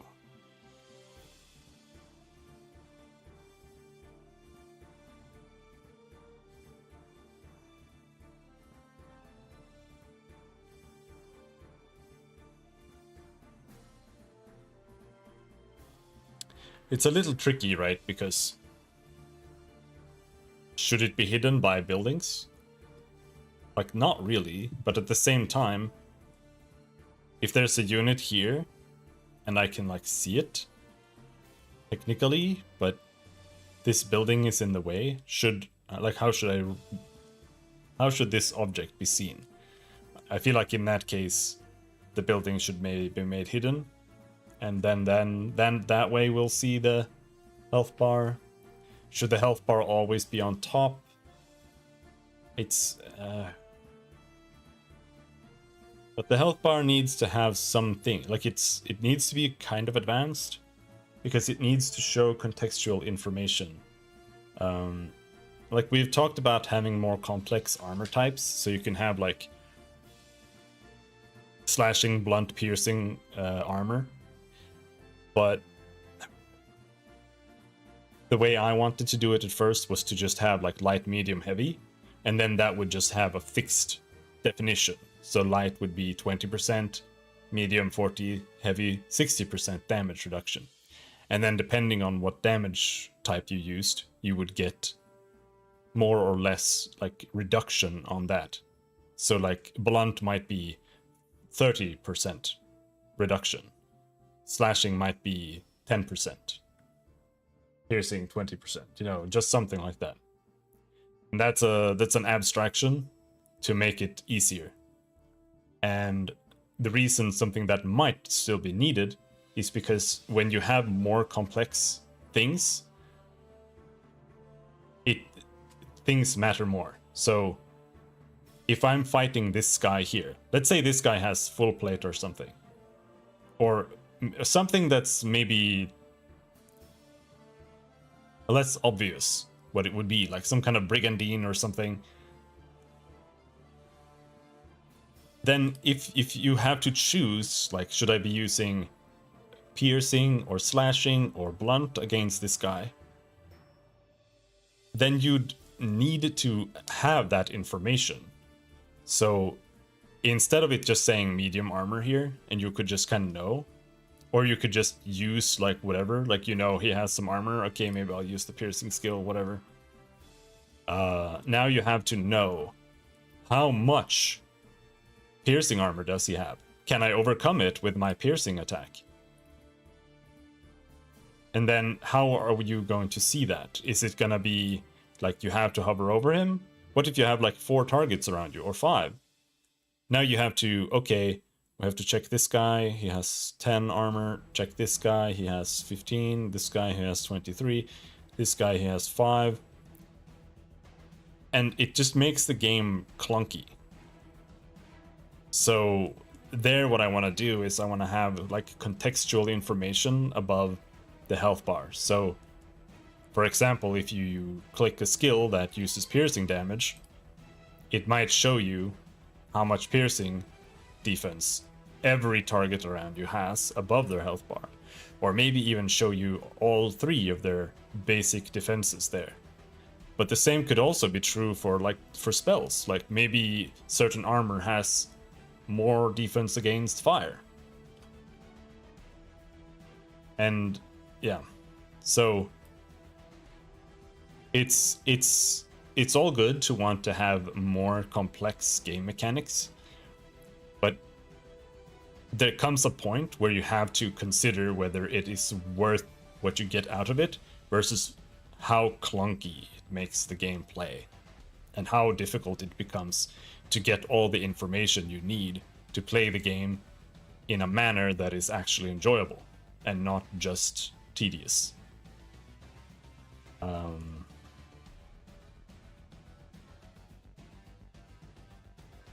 So we'll try that. We'll try the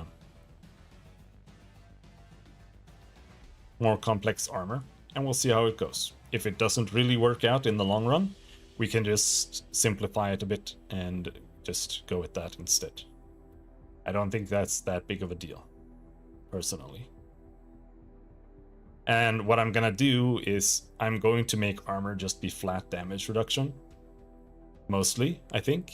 If not mostly or entirely. And so that's going to make a distinction between combo attacks and single hitting attacks.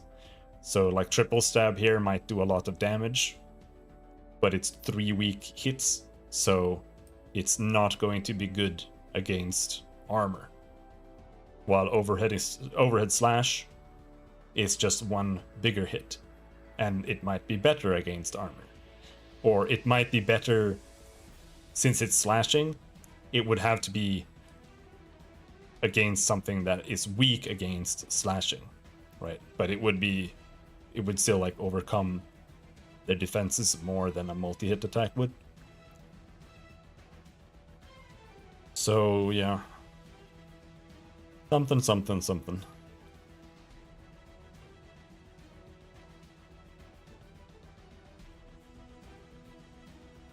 But yeah, I think that's gonna be it for today.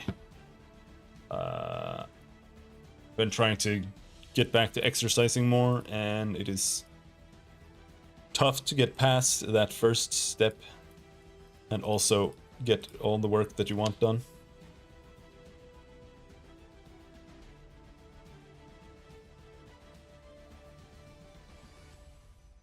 But I really need to exercise. I don't have a choice. I have like 1 stamina in real life. But yeah, I think we made a lot of progress today anyway, and we have been making pretty steady progress, like all the previous streams for a while.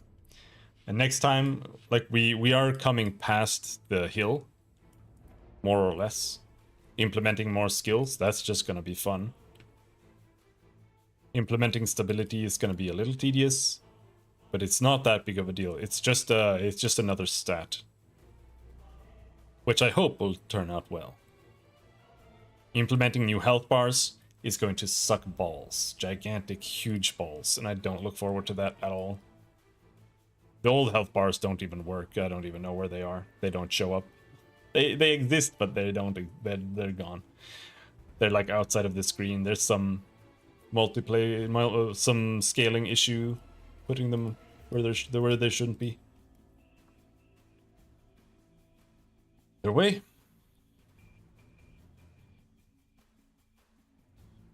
We'll be back in a bit. We're gonna play some more Metroid Prime. I'm gonna go to the grocery store and buy copious amounts of milk. And yeah, until next time.